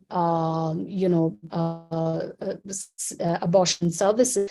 So there is that abortion that I think we need to, and looking at it as a healthcare issue, as public healthcare concern, I think helps us to kind of reach there to some extent. But also I want to understand, I also want to kind of mention that, over the years, the courts actually have engaged with this in some ways, and broadly talking about sexual and reproductive health rights. So we have seen that happening over the course in terms of the Puttaswamy judgment, earlier the Suchita Srivastava judgment from the Supreme Court, and now, of course, with Justice Chandrachud's judgment. So I think there is definitely a recognition, and there is definitely there is an intent, I would also say. But I think it needs to happen, and these conversations, I think, need to happen at all levels, and we also need to kind of increasingly mainstream, the conversation about access to abortions. So yeah, I don't know if that kind of responded to it. I don't know if it is possible to kind of talk about the mindset, but yeah, maybe these are some of the things that I would think would be important to engage with. Thank you. Before leaving you, I just wanted a clarification based on something that you presented. So you were mentioning about how in 4 countries, the legal grounds for abortion have been taken away, which is something that the WHO has also recommended. So I just wanted to clarify, whether the whole ambit of abortion is unregulated there, or is it just that there are no specific grounds in those jurisdictions? No, these are not unregulated. So, for instance, even in the US, which is one of the 4 countries, the abortion is certainly not unregulated. In fact, it is criminalized, or it is, yeah. So it is prohibited in different ways, depending on whether the country is a federal state, or there are different state laws. For instance, in the case of United States. But in the other countries also, what we have witnessed is a similar this thing where it is not unregulated, but it is prohibited, explicitly prohibited, or even criminalized. And this is what I'm referring to is in terms of the regression that has happened. I think the one country which is possibly, I would say, is unregulated is actually Canada. Where there is currently there is no law in place. That's my understanding, and that may be the only jurisdiction globally at this point of time. I hope that. Yeah, absolutely. So do you think having a maybe having an approach like Canada's is something that should be the way forward, where there are absolutely no restriction on abortion, and all the other aspects will be taken care of by other laws, maybe for sex selective abortion and everything? So, I think this is an important issue that we need to have deeper conversations about.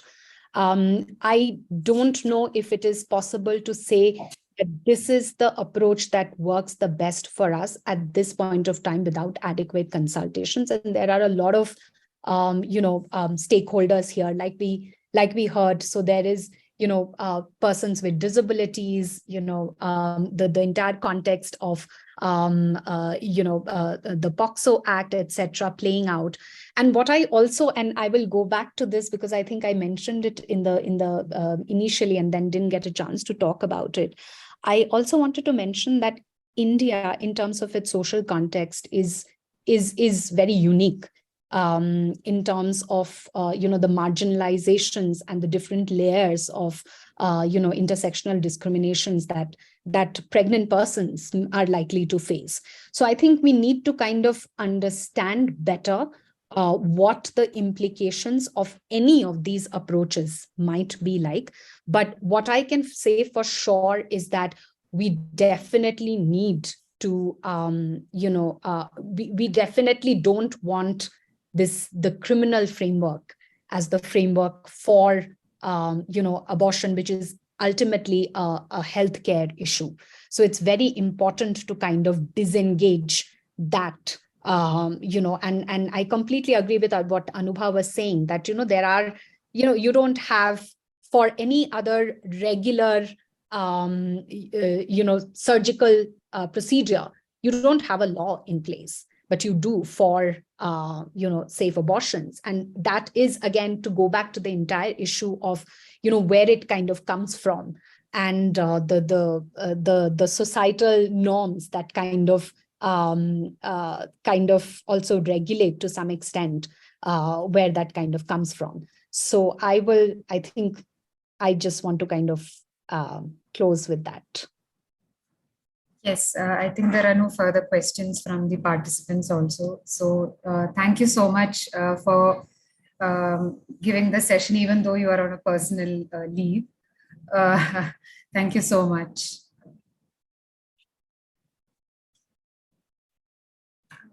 With that, I believe we have come to the end of the technical sessions. Now we'll be having a very brief discussion about the conversations that have happened in the 3 sessions. You can also definitely raise your points or queries in the chat box. We'll be taking that up. But I think to sum up today's discussion, one common thread that followed in all of the panelists' presentation is the very rationale for the existence of the MTP Act, because as they rightly pointed out, this entire legislation came into place as an exception to the IPC provision, which criminalizes abortion. So and of course, none of the other surgical procedures, as they were mentioning, have a separate law, like law regulating brain surgery or law regulating heart attack operations. So the very rationale for its existence is the provision which criminalizes abortions that are conducted otherwise. So the discussion also underscored the need to revisit whether we need criminal provision or a provision which penalizes a woman who chooses to undergo abortion. And in most of the discourses around the right to abortion, we see that it's mostly centered around whether it is the right to life of the fetus or whether it is the right to health of the mother. So this criminalization of abortion is something that is largely absent from the mainstream discourses. And I think the panelists did a great job in pointing out that this needs to be the center of the discourse. And I think almost all of the presenters also did highlight how, even though the MTP Act does explicitly mention that spousal consent is not required, or that a woman chooses, though not explicitly, it is said that it's a woman's decision to choose whether or not to have abortion, and it's explicitly stated that spousal consent is not required. Yet it's very disheartening to note that in practical scenario, people fear that there will be legal consequences, and they do demand consent, maybe from a guardian, maybe from a spouse. So this kind of points out to the large gap that exists between the law as it is and the law that is being implemented. So that is also something that needs to be deliberated and discussed, is what emerges from today's discussion. I think I'll request Vikas to lead the discussion further by adding whatever inputs that you think should be raised. Aparna, thank you for giving this opportunity. No, friends, when we talk about the right to abortion, first we have to understand there are multiple stakeholders here, not just one. No, like the USA or the different countries, we do not have an absolute right to abortion, or nor we have an absolute restriction on the same. So the approach that has been adopted by us is on the basis of the different social and economic consideration and the specific circumstances that our country has, from the different from the other countries. Friends, one thing that we have, that I want to highlight is when we go for the when we talk about right of abortion, we we have centralized the discussion mainly on the right of the woman so far. Now that is also an important one of the major factors, but also the one of the factors that is involved in the right to abortion is the role of the doctors and the medical practitioner as well. Their personal beliefs, their personal ethos that comes into picture when they are conducting abortions.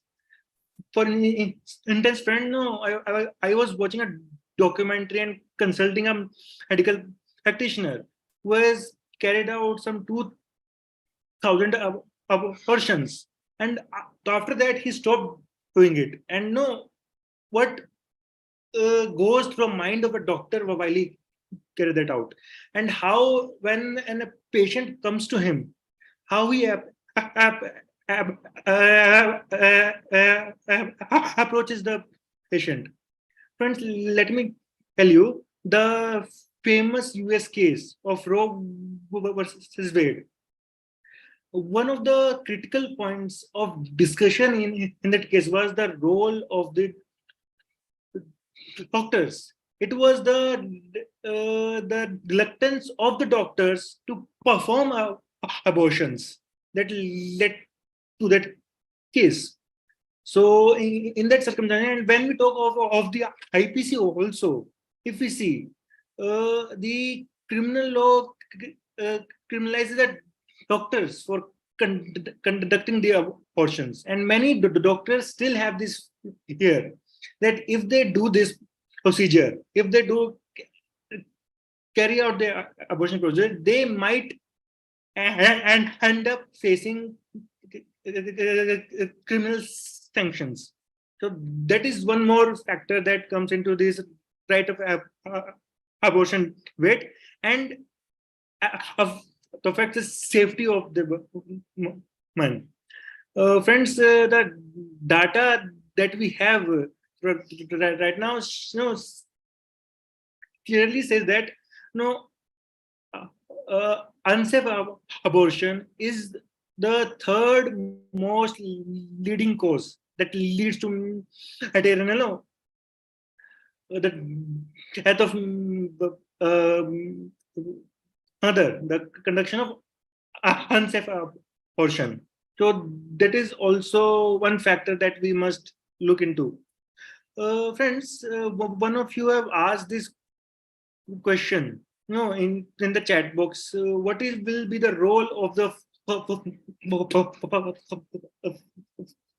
father, or what will be the role of a man in having a right to abortion?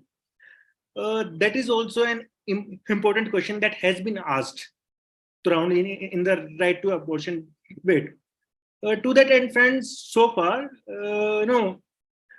a man and a father all definitely have an interest in the right of the parenthood. But when there is a disagreement between the husband and wife, or between the partners to carry that child, or to carry out the abortion, it is, as per the law and as per the jurisprudence that we have developed, when there is a difference of opinion between the husband and wife, ultimately the right of the woman to carry the pregnancy or to terminate it will prevail.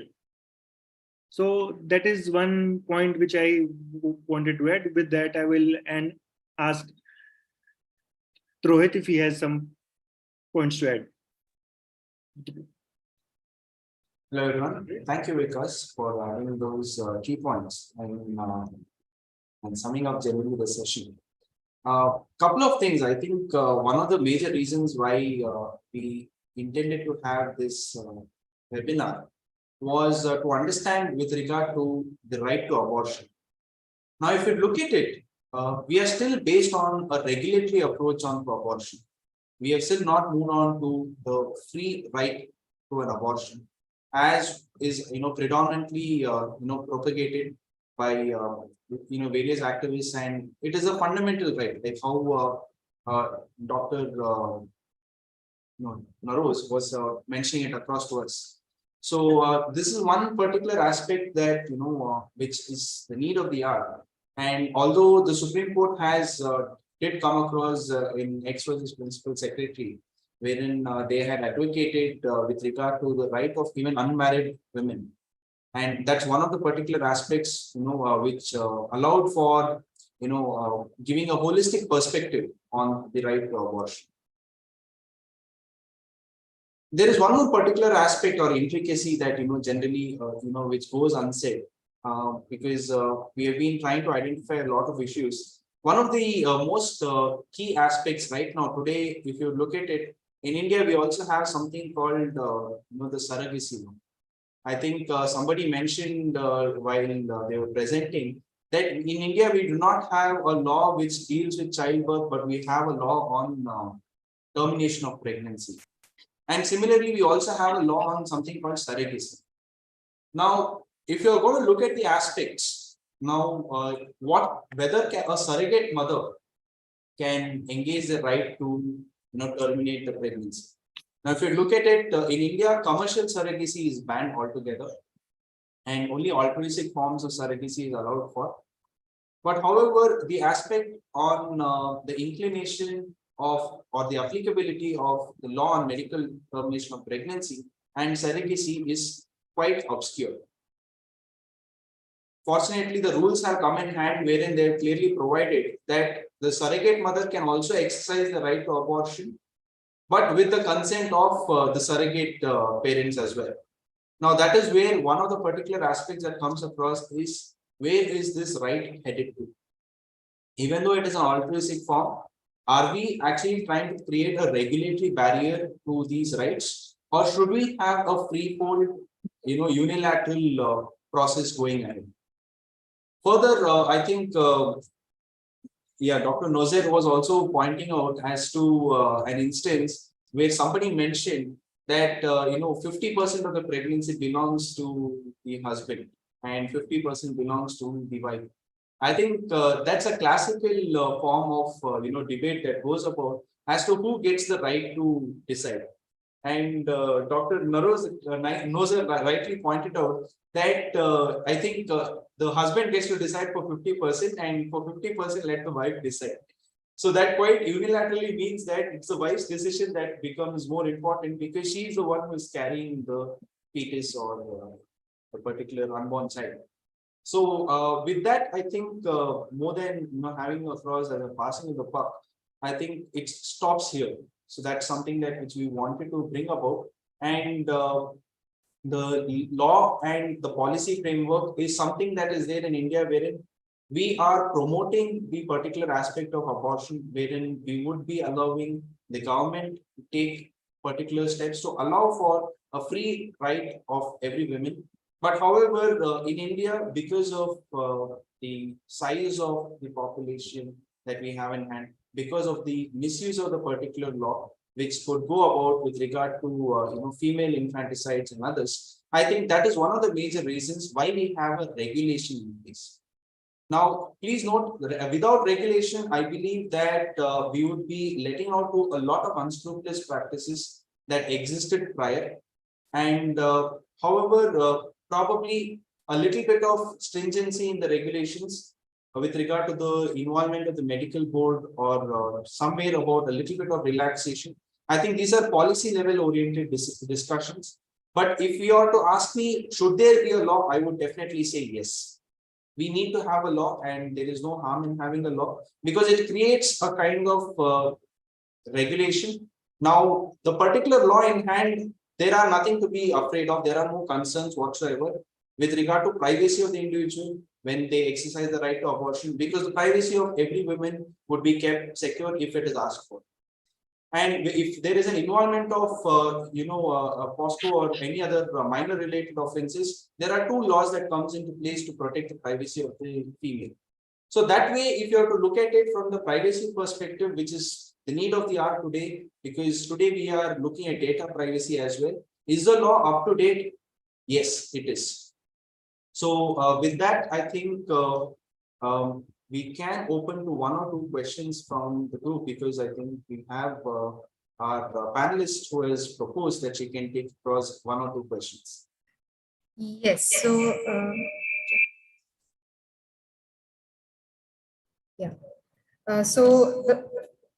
just a second. So there was a question on incest and whether it is moral to allow the pregnancy to be continued and whether law should intervene. I believe, see, of course, it's a personal choice at the end of the day. And as has been reiterated in the course of this session, the ultimate decision to keep or to not keep the baby, that should lie with the woman who's carrying the baby. So regardless of, and the law does provide an option if it is a forced pregnancy, say if it is the result of some sexual violence, if the incest was involuntary, then you always have the option. The law does take care of that situation by providing that you have a option of getting it aborted. But if it was voluntary, and then whether law should step in to ask the woman to get it aborted, I don't think that is a situation for a democratic country like ours. I think the law is well settled on that position, that it decides the woman, it lets the woman decide whether or not she wants to keep the baby, and I think that is how it should be. I hope that answered your query. Yes, we will be sharing the recorded link of the webinar in the chat box. Let me see. Yeah, I hope that clarifies the queries. If at all you want to share a feedback, please do write to us. Please do write to us only if you want to share a feedback. Yeah, that's it. I think with that, we can conclude for today if there are no further questions and if nobody wants to take up any further points. Yes. On Aparna, I think I would like to thank you for hosting the seminar throughout. And we thank the Department of Justice, Government of India for their support in organizing this webinar. And lastly and not leastly, all the resource persons and panelists who have taken their valuable time to address this e-gathering that we've had here. I think this is one of the first of several other webinars that we have planned under the Department of Justice's initiative. And we look forward to sharing the same with all of you. Please do share our, follow us on our YouTube page. I think it is where we put across a lot of information on legal awareness. This YouTube page is under the initiative of the Department of Justice's project. And you may access it here. I'm just adding it here into the chat box so that you can access the same. So this is the login ID which you can use across for searching us on YouTube. Look forward to your support in all our endeavors. Thank you, attendees.